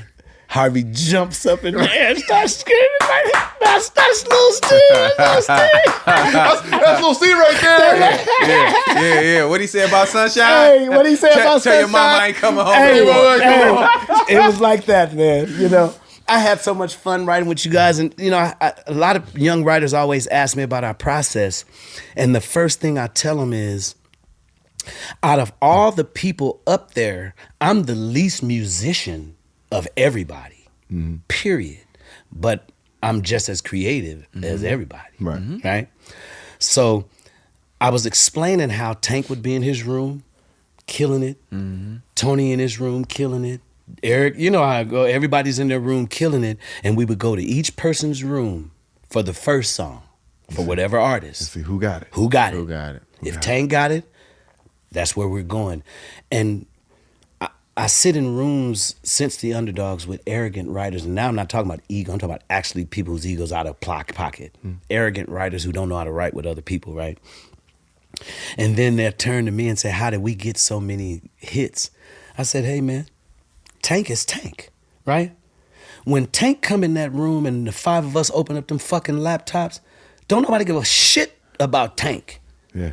We're one unit. When them laptops open the fuck up and them lights is glaring in all of our face, we're one we got nucleus. and we got the thesaurus up. Come on, bro. Come on. Yeah. There's no egos in the room None. of all bad motherfuckers. Ain't nobody egotistical about shit. If Tank sings some shit too good, I'm gonna tell him, nah, that's only hot because you singing it, nigga. Straight out. That's Bob famous. Come line. on. Nigga, that shit only sound good because you Come on, sing it. you get it? Come on, bro. Come on, you know how we do, bro. Yeah. That's come on, Eric. Nah, you just singing it good, You just bro. singing it we good. can beat that. Yeah. Right. And nobody ever got irritated. Never, not one song, Jay. Yeah. Never. Yeah. We made it through all those sessions, and at the end, we're holding the crown Yeah. before anybody heard the record. Yeah. We knew we had just fought through the mud Yeah. to get to a hit. People, nowadays, they sitting, my son, them, they sitting up there coming up with records. Oh, woo, woo, woo, woo, woo, woo, go done. Okay. Play it back, bro. Yeah. Where's the hook at? Oh, it's right there. Oh, okay, play it again, bro. Yeah. Where's the hook at, bro? You know, song got to go somewhere. I remember when we went naked. Tank, you know, he's sick with these tracks. So we walk in the room. Well, who was it? Me, Harvey, and Tony first. But then Tony left, and me and Harvey was sitting in there, and Tank was in there on the whatever that blink. But at that time, you had the Prince going blink, blink, Yeah, blink, yeah, blink. yeah. It was sick. Yeah, yeah. And, you know, I'm Rolodex king. The first thing that I do when we sit down with each other is I'm trying to figure out where I can get an advantage on the audience that we're writing for. If you like would Take You Down, I know his audience don't know Melvin Riley. Right. I'm about to get you. Here we are, all alone in this room. It's ready for the world, man. Absolutely. Wow. Out of here. With a Jerry curl. With a Jerry curl. With a Jerry What curl. a You know, dial up. with Naked. Soon as I sat down there with Tank and Harvey left, and I stayed there and Tank was hitting the chords, the first thing came was Prince. And, you know, I don't have a falsetto. He does. So he hears me do my little Prince shit, and then he, come on, you know, he just takes it and I'm just saying that to say the magic, even, we've done it a few times, just me and Tank by ourselves. We've come up and started some nice records just off of our vibe together and how we play off each other. Mm-hmm. That magic is so hard for people to obtain that's trying to be creative today. Well, for one, they too high. They're too high. Okay. Like I get it. Listen. Yeah, we this wasn't is, on that. This is the music business, and it's the Wild West, and there's no drug testing in Gotcha. R&B Gotcha. or hip hop. Right. But you can get so high that you forget to fully think out these records. Got Yeah. you. To see it through. Got you. To tell a full story. Right. You guys just stay on a situation. Yes. But tell the story. I want to be able to close my eyes and feel like I'm in a movie I theater forgot who I was when I singing. listen to these songs. Right. We were not high in these rooms. Right. We was high off life. And I think that there's a disconnect because the numbers will make you feel like the music is something Got you. that it isn't. Hocus pocus. Yeah. Got you. Because what you have to understand is No that question.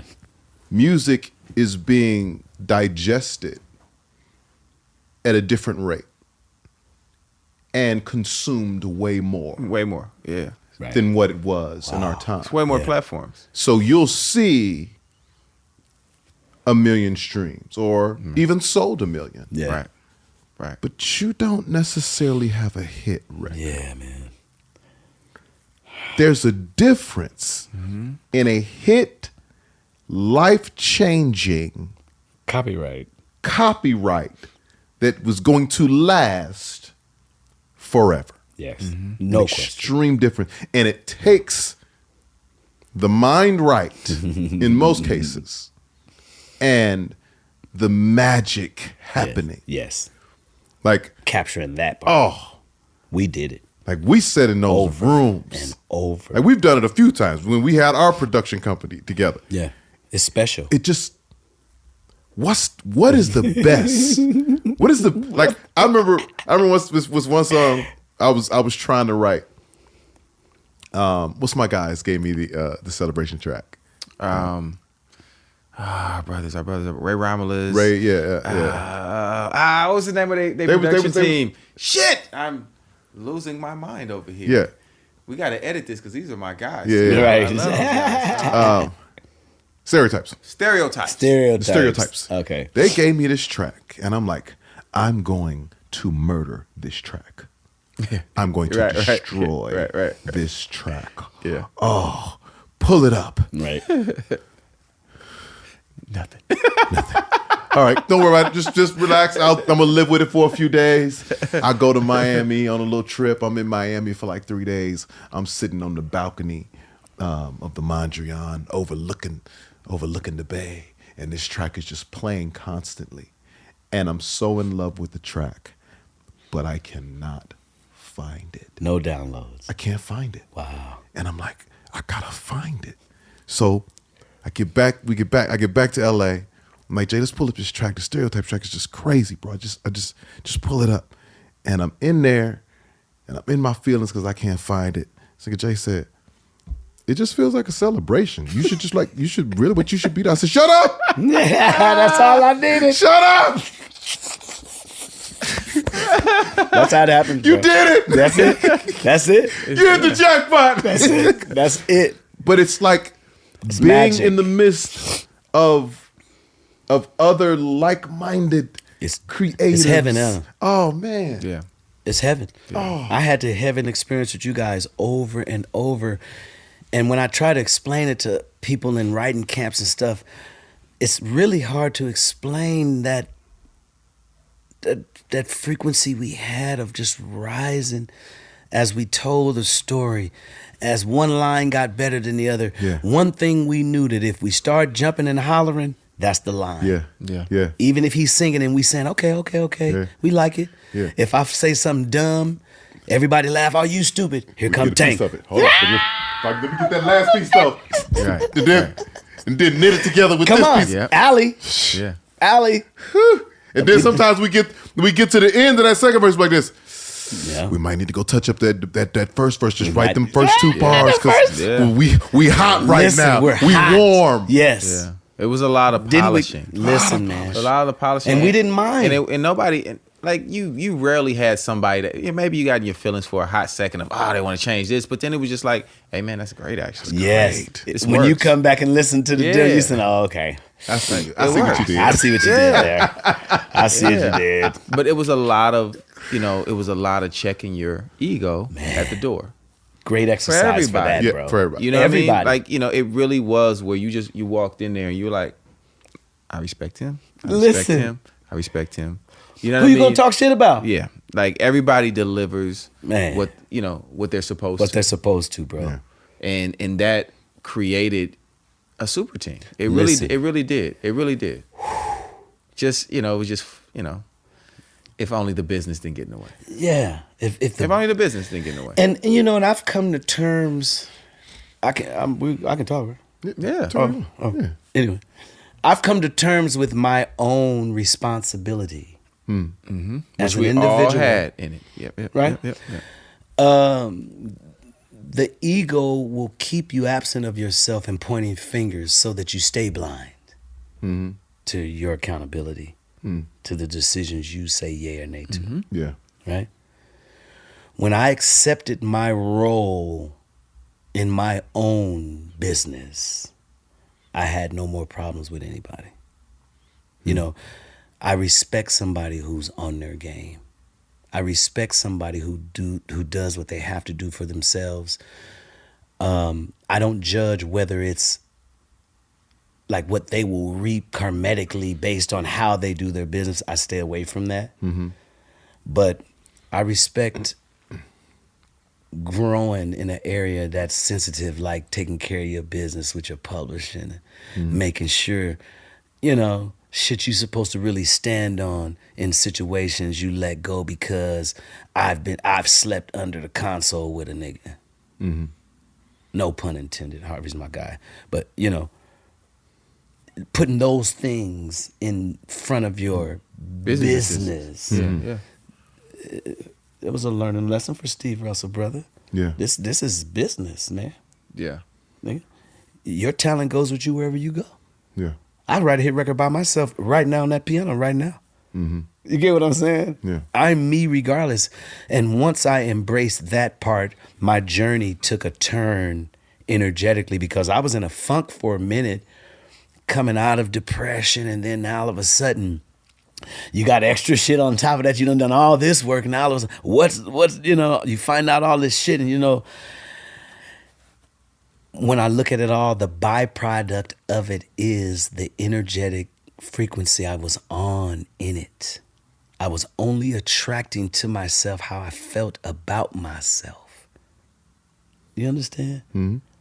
I only handled business based on how I felt about myself. That's where you It's thought a crime. That's where you thought your worth was. Yes, yes. Okay, I'll do it. Okay. All right, man, fuck it. Mad or not? All right. You know, that shit. On publishing, bro. Yeah. You're never supposed to do that. You're never supposed to just say, oh, okay, well, fuck it, I'll do it. Okay. No. No. No. This the breakdown clinic.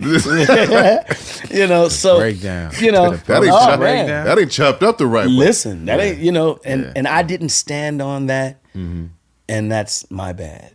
If it's a bad at all, because, you know, it was an experience. I became great with y'all. Yeah. What I walked away from being able to watch you work on a record is priceless. What I'm able to do now, being exposed to that, is no different than me being exposed to Chuckii. Because I got Tank in me too. I got Damon in me. Pause. You know what I'm saying? Yeah. Pause. Yeah. You know, I have them in me creatively. They still pause. Is that still pause? Yeah. Oh, that's funky. You don't want to be creative. Okay, we're gonna being exposed. Listen, You gotta grow up, bro. yeah, he's making me rewind my tape. All I'm saying is me being exposed to talented people. Can I get it back? Yes, Can I get it back? You're fine. Hey, why was he pausing me while I'm talking? I'm like, because he's a child, Did I man. hear it? Did I hear it? Oh, pause. Oh shit. I got Tank in me. I got Damon in me. You know what? I take it back. I Yeah, got that them being creative in me. What? Yeah, that's What are they- I made it worse. What? What? You're sick, bro. You're sick. Literally. You're sick, bro. Anyway, me being exposed to all that talent was a gain for me that I couldn't pay for. 1,000%. You know? Well, I agree with you 1,000%. And it is like, I can only think of that time as one of the coolest learning, Yes. Learning curves. building, Yes. and fun. Yeah. We had a good Halo. time. We had a great time. The Halo We had a good games. time. And the relationships that came I hated Halo. from that. I loved Halo. I hated Oh Halo. my God. Oh, we was That shit used to make my head hurt. We Oh, was, you niggas we just was wanna- obsessed. Obsessed. We couldn't wait to get Yeah, on one of couldn't wait to get on the sticks. What? Yeah, what? Oh my God. I can't, nothing can overshadow Yeah. the work, the fun, the brotherhood. We sold a lot of records, bro. Yeah, nothing can overshadow that. No. Yeah, like R&B Money comes from that. Yeah, no, man, all of these relationships Yeah. were fostered and built Yeah. through, know, us meeting Yeah. there. In that nucleus. Isn't that a trip? Us meeting there at whatever, at whatever time. Props to DT and Harvey. Absolutely. Yeah. Props to my guys. Absolutely. Because they did put together, outside of how they conduct their business, which is good for them. They're both living very well. Kudos. We're all living well. We're in a mansion right now. So anyway, what you were saying, that casting, bro, was insane. Yeah. Yeah. when we walk in the room and everybody's meeting in A right now, you go get your drink or whatever you're going to get and on your way to A. That was like getting on a roller coaster ride. People were killed to be in that A room. Listen, bro. Yeah. Tank. We were there. We was That A room? What? How could you lose? You can't. Yeah. There was none. There was no losing, bro. Out of us in that room, somebody's coming with something. A lot of somethings. Yeah. And when we agree on it, it's over. Even yes. crazy. You come up with something, we start hollering. Shit. Yeah. Next. All right, so give me this. I don't want to keep you here too long. So We good, bro. You good? Okay. Give me this. Because when we were working at the time, even still there was kind of this discord with the group. And as of lately, I've been seeing a lot of troop. A lot of troop moving around. Yeah. What's going on, brother? What's, Reconnected to our momentum, bro. You know, we created a trade, sent it on the tracks, and jumped off of it at some point. We got back on our own momentum. For me personally, once again, you pointing a finger. It's right at you. I can be mad at John as long as I want. I'm a part of Troop like he's a part of it. If I have a problem with him, I have a problem with you get what I'm saying? Energetically. Yeah. What All is of the it. issue? Yeah. Is it a past thing, now thing? See, this is how the higher self works opposite of ego. What is the issue? Pinpoint it. And when you pinpoint it, it's not even an issue. That's the way he is. My expansion of love unconditional is loving you for who you are. Yes. When Jay gets upset, this is how he acts. Yeah. That's Jay. When he's done with that, he's going to come back and he's going to apologize for whatever he thinks that he realized that he said fucked up. I know him. That's the way he is. And so being able to do that, me and Alan had issues. He was the older brother that I loved and thought he should love me the fuck back. Expectations, which is a lie. Yeah. Right? Getting over that and loving Alan and he doing the same, it's like we pick right back up from where we left off. Like right now, we're on this radio tour, bro. We're doing 4 radio podcasters type interviews introducing a new record a week. And everybody, they're expecting to just get the Troop interview and talk about the past, and then we play Lady in My Life. We play the record, like, oh. Right back where you jumped off, bro. So I would tell anybody, focus on maintaining your momentum. Don't let it slip so far away from you where you got to struggle to get back to yourself, because all we're doing is Troop. And here's the other part about that too, which is so crazy. It's always just there waiting on you. Just waiting on y'all. Whenever y'all figure it out. We're abundant here. We're waiting that on lack that you're dealing every with. time y'all hit the stage, you feel it. Every time. Every time you sing those songs, you feel it's alive and well. It's alive and well. We've just been waiting on. Isn't that something? Do you know, Tank, there's people that go their entire lives. I'm not religious, but Jesus says the multitudes will not make it to even the conversations we're having about ego. They'll never turn inside and look at self and say, oh, wow, I hurt Jay. I shouldn't have said that. Multitudes are not going to do that. But when you do that, you jump right back onto your ship. It's just straightening up yourself. And a light switch can be turned on in a dark room at any moment. The waiting is your battle with the ego, whether you know it or not. You get it? Your ignorance is key in this game of life. The less you know about ego, the longer you're going to toil through your obstacles that you go through in life. You're going to stay there a little longer, and you don't know ego is there to help you too. You got to stay focused on the part of you that borrowed the body, that came to enjoy the mission, the tears, enjoy the somewhat down times, and then lifts back up and remember you're God again. Okay, I'm Tank. Let me write another #1 record on these niggas. Yeah. Yeah. Yeah. That's the heaven experience. Yeah. being in love and in alignment with Daryl Babs. That's the key. Yeah. Being in alignment with that. Nobody able to shake you off your tree based on their expectations of you. Mm-hmm. Their opinion of you matters none. Material things are what they are. They come and go. I'm still Tank. I'm still Steve from Troop. Yeah. I'm still Steve from the Underdogs. Yeah. Millions and millions of records sold. And I mean, you can't touch me. I don't care who you are. I don't care what it looks like. I don't care what I look like sitting here. Yes, he's that guy. You know what I'm saying? As humble and nice and all of that. He's one of those cats, man. He came from under him. He played in the game with those guys. You know, I was on the charts when Michael and all those guys was on the charts.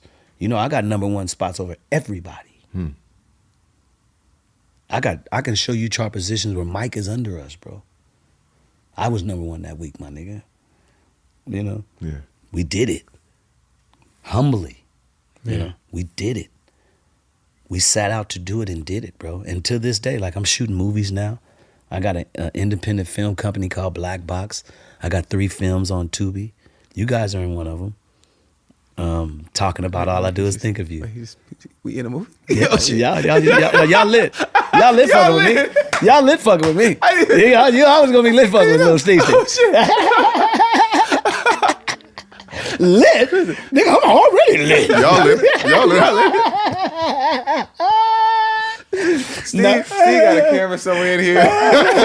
Y'all niggas lit. But no, you guys, I have a documentary called Tales of a Boy Band, which is a 5-part series where everybody in the group takes an hour and tell their experience. I've watched it. Oh, okay. Yeah. And then I have a new one, 5 of a Kind, the story of Troop, and that's the one you guys are in, talking about All I Do Is Think of You. Somebody asked you, what was it, the Jacksons or Troop? You guys are in something. We talked about that. I got it on there. I used it. Y'all can sue me. I used it. Bill me, nigga. What I look like? What I look like? Bill me, nigga. I'm coming for it. Come on, Steve, so man. millions of records. Nigga, I need mine. I'm not gonna sue Steve. I love Steve. Shit, I'm man. charging your ego, nigga. Yo, you gonna got some money We left. forgot some shit though. Go talk to me. We forgot some shit because, and we said this when the young man was here, that he is a piece of Steve Russell. Omaria. Oh, I love Omaria, man. And every time you him. finish your sentence with my nigga, I'm like, that's Omaria. That's Omaria. I love Omaria, man. Gots to be. And I said it when he was here. It's such a player record. It's such a player's record. I was on pop shit when I wrote that, bro. Like You was that on pop, what do you mean pop shit? It is pop shit. Oh, about to I was say on pop shit. Yeah, Yeah. yeah. Like- Because you said, Come on, you want to say no, what? you say it. You say You it. know the You say it. You say it. I want to manage I had you. never heard a nigga tell a woman he wanted to manage her. If you need somebody, I want to manage. I want to manage you. That's what we do. I said, ooh. Ain't we managing them? I said, ooh.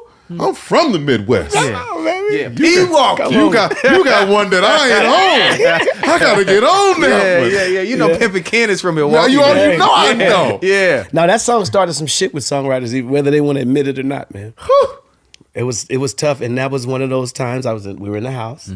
I was up in the middle room. The room was dark, and I'm just playing some chords, just dealing with my own self. You know, Harvey's walking the house. Harvey said, "What is that?" He said, "Okay, just give me 8 bars." And Harvey did the little bridge thing that's on there. At some point, there's a bridge there. But he was like, "Hey, Steve, man, when you finish that, just bring that downstairs, bro." And so I finished another little track I did, brought it downstairs. And we were working on an artist for David Foster at the time, who ended up being a writer. He ended up being a writer for one of those writer crews. Damn. anyway. And this is at Running Springs. This is the house. This is in Northridge. In Northridge, Running Yes, Springs. yes. Yeah, that's the this is original. beginning. Come on, bro. Come on. I'm a part of that, bro. Yeah, come on. I'm in there. I'm in there. I'm in there. So that's where it started. And I brought the song downstairs, and I had I was going through a divorce, and every night that I was leaving the studio, I was watching Scarface and the Mac until I just go to sleep. So it was like a month, 2 months that I was just wild watching. shit going on in your head. Yeah. You was watching Scarface and the Mac. Those are my two movies back Okay. to back, and Belly. I threw Belly in there, right? Shit. So when we start writing the song I did, remember when I told you I did a song for Randy Jackson called I Wonder Why? Yeah. A part of the chorus, I said, I wonder why, I wonder why, I wonder why, I wonder why, oh why. I did an old school repeating thing. Yeah. So as download, that hit my mind, that thing. So we were writing a song, and I told Harvey, I said, man, this song we should be macking.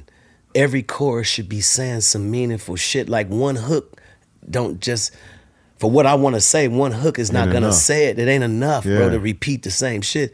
And Harvey was like, well, if you want to sing all that shit, So I was like, perfect. So me and Harvey, once again, we just master crafted lyric for lyric what we should say. Harvey, he's waiting to jump and holler. If I say some ghetto shit, he can't wait to. Can't wait for that ebonic shit to show up. Boy, he can't wait. And at that time, I was really good at that shit. Harvey's a lover of He was living in Rialto. Right. Harvey's a Asking lover of youngsters the what hood, you talking about, hood vernacular. Oh, he loves He it. can't wait for some hood vernacular. He can't wait, Give me this shit, Steve J. You got something?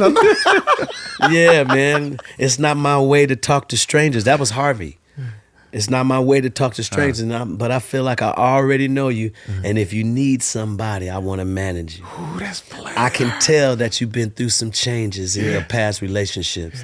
But come on and walk through that door, because I'm what you've been waiting for. And then Mishka, whatever's on your mind. Shout out to And this is Mishka. me Yeah. Shout on out my to Tupac Mishka. shit, let it off. Yeah, You yeah, know? let it out. Yeah. And that's how we crafted me. So do the first hook. What's the first hook? Gots to be the one that makes you sad. Yeah. Gots to be the one you never had. Yeah. Gots to be the one that you want so damn bad. Yeah. Gotta be your everything. Ooh! Yes, sir. That record had me to choke on. Hey, man. It was a good one, man. To Choke. this day, people love that song, bro. Loved. Because I said- it was a grown song. I said, how are they doing this? Who did that? That's my favorite B2K record. I didn't know who did the record. Yeah. I didn't know until I met them. That was Troop shit, bro. I had no Oh, idea. no, it was a Troop record. Troop record all day. That- That's Harvey embellishing on my shit. Cause he gonna go get. Come here, Javier. Come play this. No.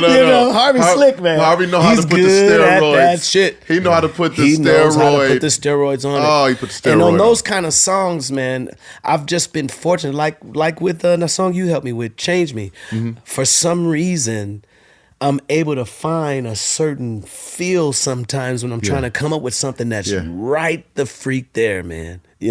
And Gospel was definitely one of those where I'm just playing around, putting together chords that feel good to me, and it worked, bro. You know when you got one though. 'cause Yeah. I've been through that with you. You said, Tank, I'm telling you, you need to come in my room. You need to come in here, Tank.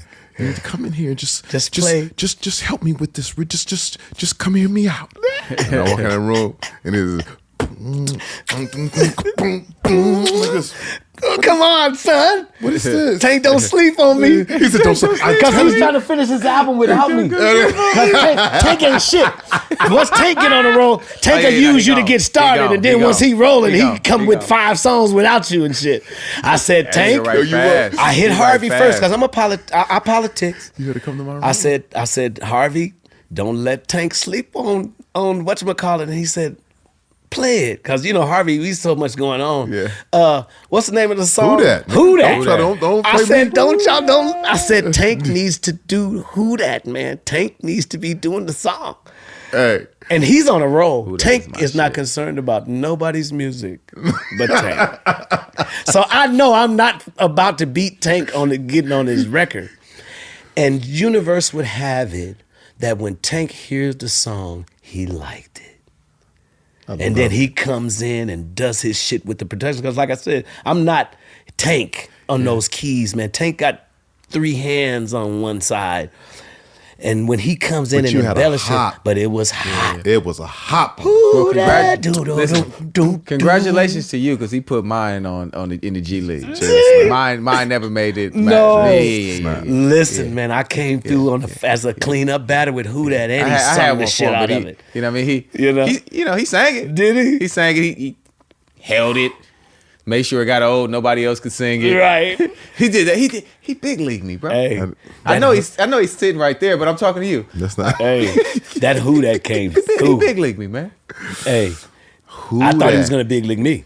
But as the universe would have it, he came through. No. They stole it. They stole all his songs at the Apple Store, and it got released anyway. Anyway. It's called the injury reserve. It's called the IR. You remember? Come on, what you know? Come on, I got it. Listen, we're gonna pull all of that and license all of that. Come on, I'm telling you. I'm telling you, man. Let's go get it. There's some songs in there. WhoDat was big. WhoDat was a smash. Yeah, no, WhoDat is a crowd. WhoDat is a and I talked up for it, so I wanted him to do it because I knew Tank is gonna kill this. And if you listen to his vocals, I was talking shit. I was like, "Come on, bro." No, you was talking shit in that record. Come on, man. How would you like it if I got a floss piece? Come on. And didn't need you no more.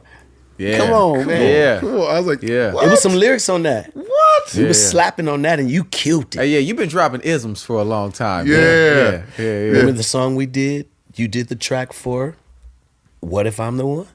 Oh, what? To I feel like you're supposed to for be. Charlie Wilson. That's the most slept on song on the planet. Always got one. If you listen to that record, lyric for lyric, like, we Clive Davis that record, bro. Yeah. Lyric for lyric, there is not one throwaway line. Ooh. What if you thought too much and missed out on your blessings, girl? What if you had your chance and you let it pass? What if you thought too much and what if you went your whole life and your heart never knew what it felt like to be loved? Could you live with it? Could you deal with yourself?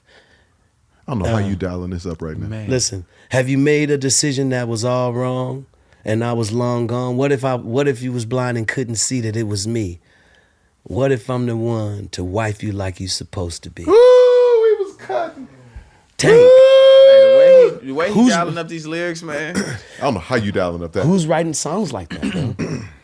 It's a slim picking on those kind of records that we were creating at the Underdogs, man. And I love that era. Just like you said, when you think back, if you want to be on some bullshit, you can. But if you think back on the glory of what we created as a nucleus, You just appreciate it. you just appreciate being Just appreciate it. Yes, man. Listen, while y'all both here, I mean, you be here, we be here. While you here with us, myself Right. and the Bay Area That's right. would like to thank y'all for She Worth the Trouble.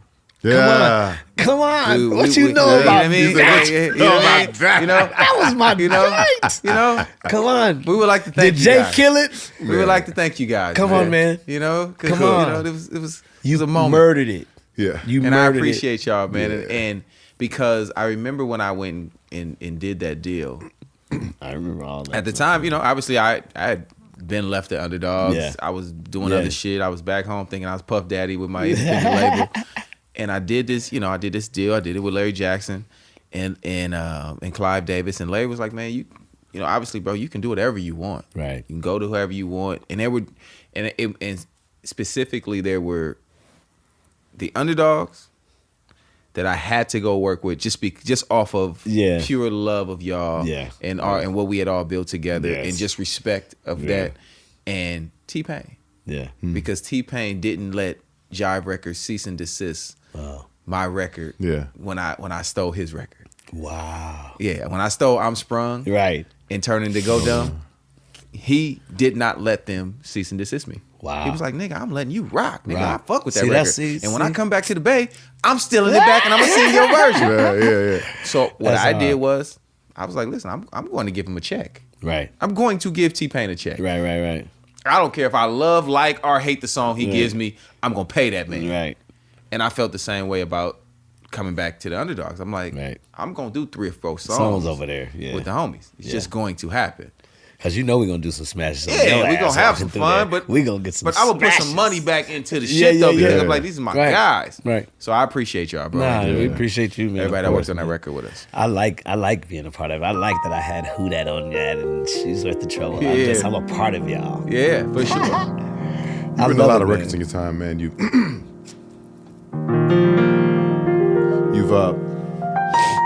privy to a lot of musical excellence in your times. Yeah. Been around the world and yeah.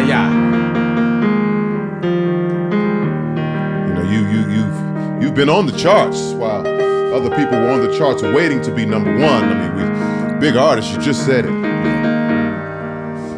So I mean, now we want to get into the mind of Lil Steve and figure out your top five. Your top five. Okay. Top five. Your top five.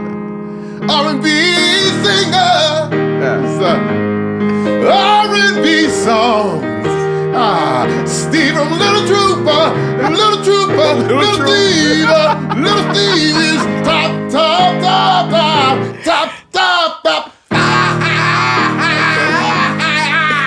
Yeah. Yes. Your top five. Wanna do it. Lil Steve's top five.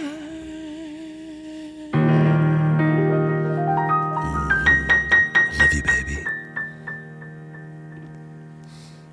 Lil Steve. Okay. Nesty. I can pull that off. Who is your top five R&B singers? In no order. Dead or alive. So okay. I don't have to be like order, like No. because that's too much, bro. That's a lot of pressure. My first and favorite influence singer, Johnny Wilder from Heatwave is one of my favorite all time. I just love him, man. Rest in peace. Yeah. Wow. I just love him, man. Charlie Wilson, his voice. Still. It's hard to. Charlie is good, man. Charlie It's amazing. Yeah. And I can't say Charlie without saying Stevie because Charlie's a Stevie child. Yeah. You know? Yeah. So I gotta give props to Stevie.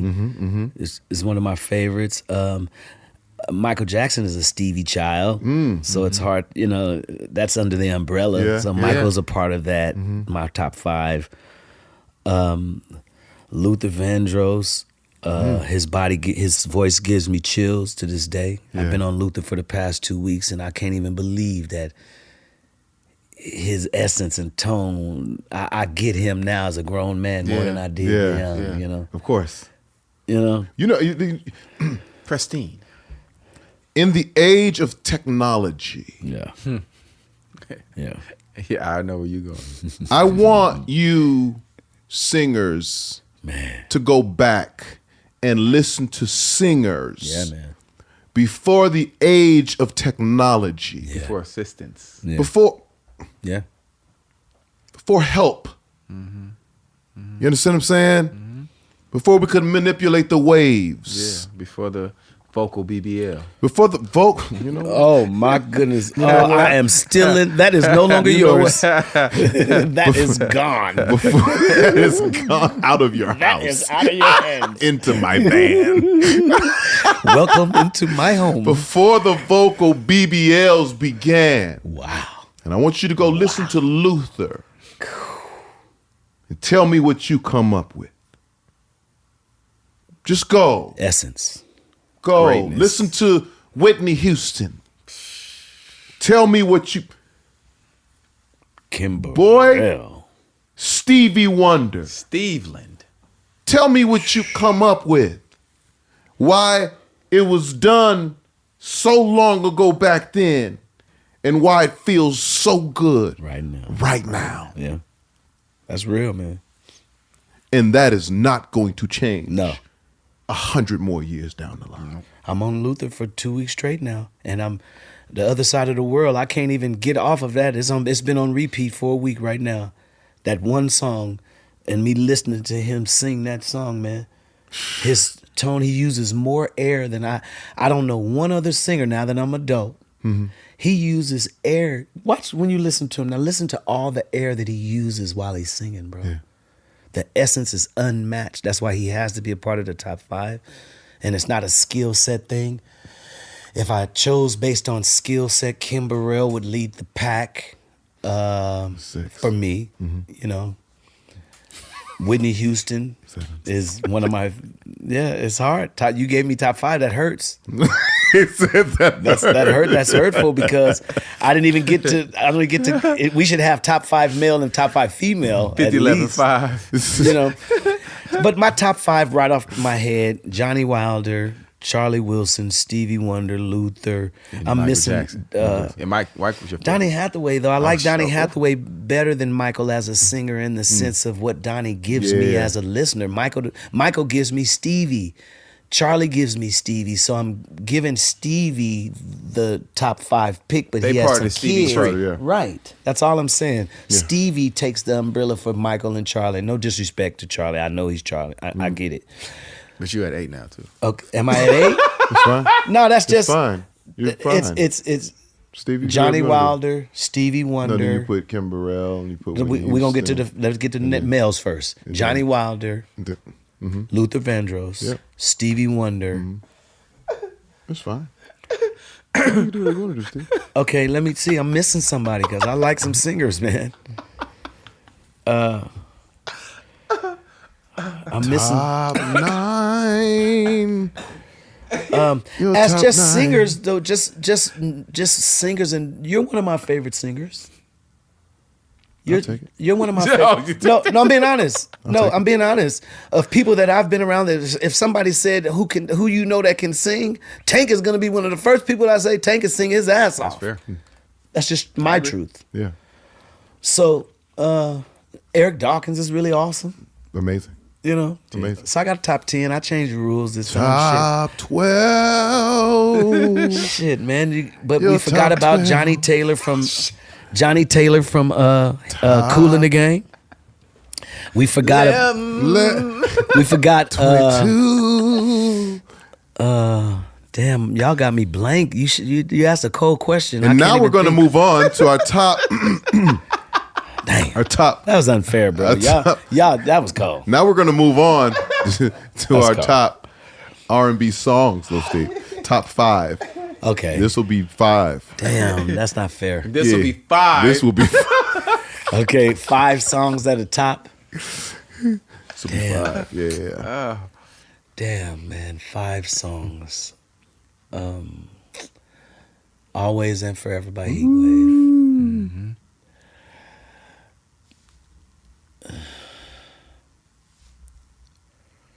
She's Out of My Life, Michael Jackson. Cuts like a knife. Superstar, Luther Vandross.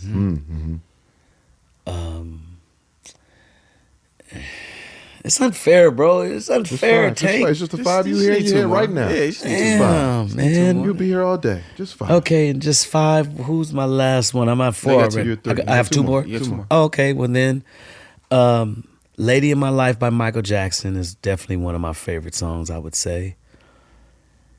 And "Holy Spirit" by Kim Burrell, man, that's definitely one of my top 5 songs, bro. You got one more. I got one more. Oh, No, that's 5. But He already said Lady in My Life. no, he said she's out of my Oh, life. she's out of my she's life. out of Then my Lady in life. My And, yeah. So Mike got 2 of my You got a favorite lot of songs. life. A lot of life songs. Yeah, shit. Yeah, that's nice. But my Heartbreak Hotel is one of my favorite songs. Okay, That's 6. so what we're gonna do now? What we're gonna do now? And the song "WhoDat" I did for Tank. I'll take that. Right. I'm not mad at that. Always buys you an extra record. What we're gonna do right now is we're gonna do what we like to call a Voltron.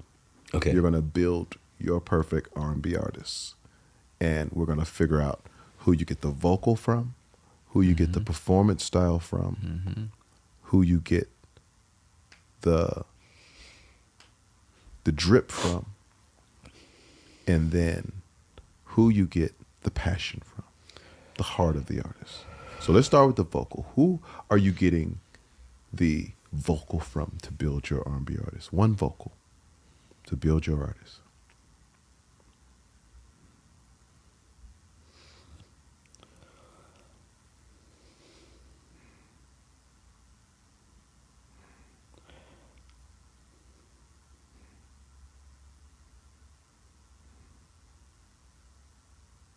Chris Brown. Chris Brown. Chris Brown. The universal Universal radio vocal. Hasn't missed yet. Hasn't missed. Okay. Everything he sings sounds good on the radio. Hasn't missed. Everything he sounds good. Sounds Everything. amazing. It just He sounds does good. not sound bad on any record. On any record. Up tempo, slow song, rap song. 4 on the floor. Pop. I He take credit. fits. Pause World. everywhere. Yeah, every song. Yeah. Every Alright. song. So I I'll like take that. Chris's voice. Performance style on stage. Who you getting that from? Do I have to just one person only? One person. That's it? Yes. I can't Steve, combine? No. One. One. Oh, no, you Damn, what? You know Jay. what? Go ahead, combine. Come on, Go bro. ahead, Combine. combine. Combine. Nope. Lil Give me- Steve can combine. We've let somebody combine. Lil We Steve did. can combine. We did. Okay. Okay, you give me prerogative Bobby Brown on the awards when he was actually floating on air. Monster. When he was in his highest energy. You give King me, of R&B. Yes. Yeah, Give me a kind. King of R&B Bobby Brown performance style with, of course, Michael Jackson. I want to be the greatest, so That it's going to would be be Mike. The and king Mike. of everything. Yes. All things. Yeah. Yeah. You had to. Yeah. Michael Bobby Brown. Bobby Brown's attitude over Michael's attitude. When Bobby's doing prerogative with them two niggas. Yeah. Yeah. And he's got Heart that and coat soul. on. When he's With got heart and soul with him and he's spinning around and you don't know where he's gonna land at and he's you know? He was a different, Nigga. am I tripping? Not at all. Bobby was a different Not at all. Bobby was a different dude, bro. Bobby Different. Brown was an And the fact untouchable that he was able to specimen. do that in the seat. In the seat. That's great. Oh, you know I'm from Truth. I know this. Oh, okay. Ha, ha. In case you didn't In case you remember. ain't get the memo. Yeah, yeah. You know, we tried to email you. Right. But nah, man. Okay. That's That a- energy, I think Bobby's energy is peaking. You get what I'm saying? I know what you're saying. Yeah. Yeah. I'll take that. Michael and Bobby is a code. yeah. Not to shit on Usher, because Usher came after Bobby and did very well with his thing. We're talking about Bobby though. Yeah. Okay. We watched Bobby Okay. give New Edition everything they needed on that Any Heartbreak By tour. himself. By himself. By himself. By himself. So you get what I'm saying? I Yeah. know what Okay. you're saying. Yeah. Okay. The styling of the artist. Styling. Yeah. Yeah. Don't put on them. What artist put that shit on that you? Interesting. I would have to combine.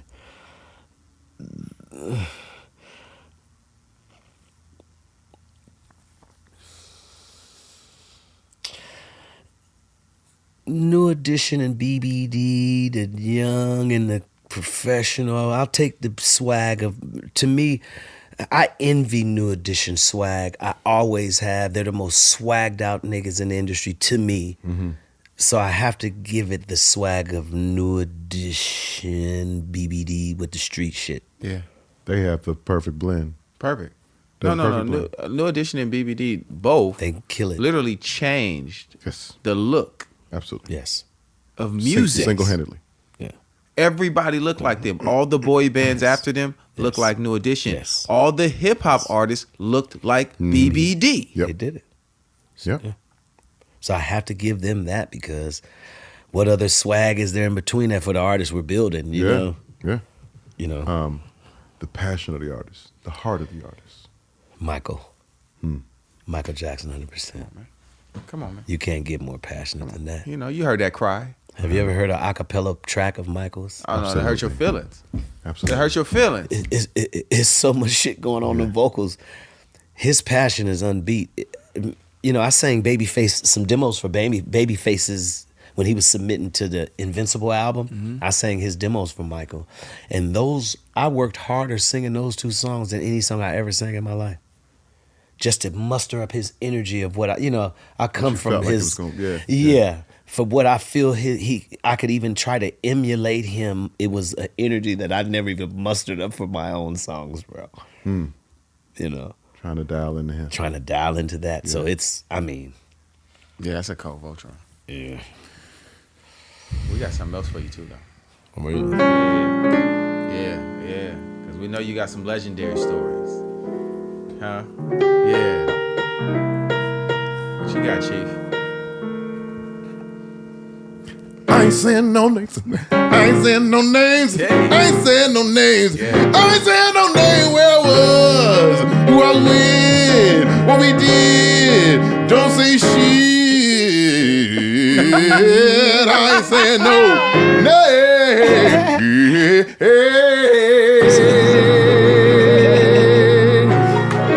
Yes. That's a cold little run you just did. I like that. That shit run. Throw some different shit in there. You know what I'm saying? that. It's habit. So right now, we got a segment of the show. It's called I Ain't Saying No Names.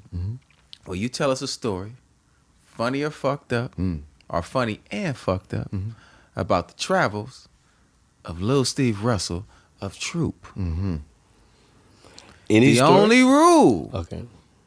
you just can't say the names. You can't say who was involved in it. Not their name, maybe their occupation. I mean, you can give some tidbits. Y'all slick, You know what I mean? You know, you've been a big stepper for a long time, so you can definitely dance. Yeah. But you just can't say their names. Yeah. So right now, this is Lil Steve of Troop, the Underdogs, all things legendary. Russell. Yeah. I ain't saying no names. Oh, wow. And this is a moment that means something to me or just something? Okay, well, being a kid that always admired singers and the music business and stuff and wanted to be in that world, once I got hits and was traveling, I found out that there were certain members of my peer community that liked me. Like I admired them as a fan or whatever. You know, I had fans amongst people that I admired. Fan of a fan. Yeah, you know, and I was fortunate at one time in my life to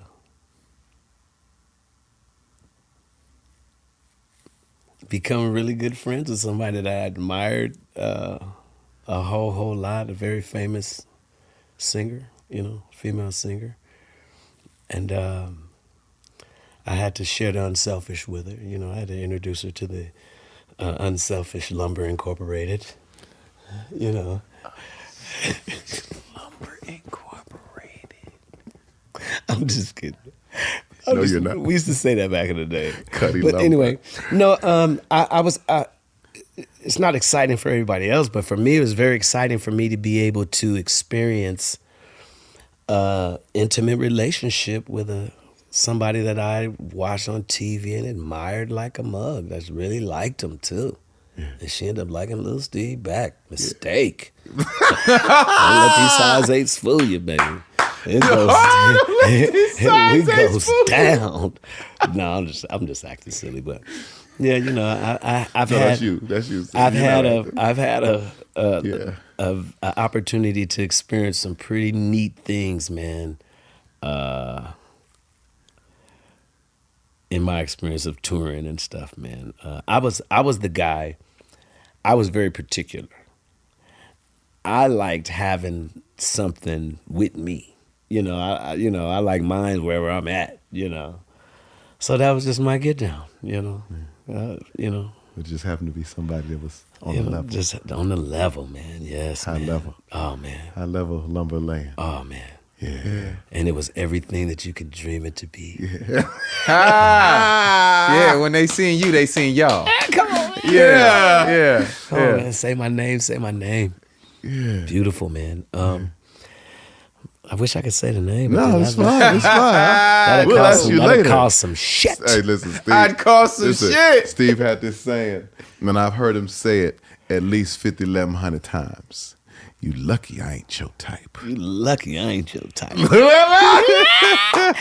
to I used to wait because we used to always have, Watch these, watch. have some things around, you know what I'm saying, just helping to create a I'm gonna vibe say or whatever. something. Yeah, some And wallpaper. some wallpaper, you know what I'm saying, some garnish. I would say a lot of time. I'll tell you, 80% of the time it was to make them laugh. Because I was about the other 20. Listen, I'm gonna be the one to say something. I could look in his eyes and then tell when it's a real one. stuff. But see, we done been out of town, and we be talking and we get into those conversations, and he just be like, and Steve is one of those guys, like he's gonna compliment, like he's not gonna hold the punches. You are just, whoo, you bad, you lucky I ain't your type. I mean, then he throw that line out there, waiting for that fish to hook, and all of a sudden you hear, how you know? Bing, bing, bing.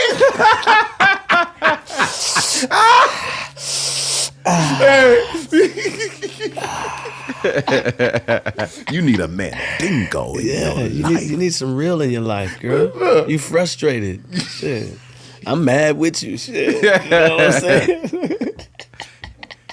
And this is why those records sound the way they records sound the way they sound. Oh man, you guys, man. Oh man. Listen, my brother, my Nesty, man, we love you, man. I love you guys too. Love you, bro. Y'all know that, man. We miss you, brother. There's that I part miss y'all too, too. man. We gotta lot. close the distance, man. Yeah. We definitely need to. You know what I'm saying? We've Life done is short. too much to not do more. Yeah. You know what I'm saying? For sure. So Definitely for sure, man. this is your house. And I love it, man. I'm such a Always. fan of the show, man. Yeah. I'm happy to be a part of it, the history of it, you know. Yeah. Because what you guys are doing is trend setting on some R&B shit, and it's awesome. And I like how you allowed it to just be a real platform. Yeah. You know, it ain't sugar coated to please or appease a certain thing. You know, and I love that about what you guys are doing, man. Thanks for having me, man. Come on, man. We love you, brother. I love you too. I love you too, man. Yeah. Love you too. Man, listen. My name is Tank. I'm J Valentine. And this is the R&B Money Yeah. Podcast, the authority on all things R&B. And I can't say it no better than this has been my Nesty, our loved one of the greatest. Thank you, Lil man. Steve of Truth in the building. Make some noise. Yeah. Thank you, man. Yeah. R&B Money.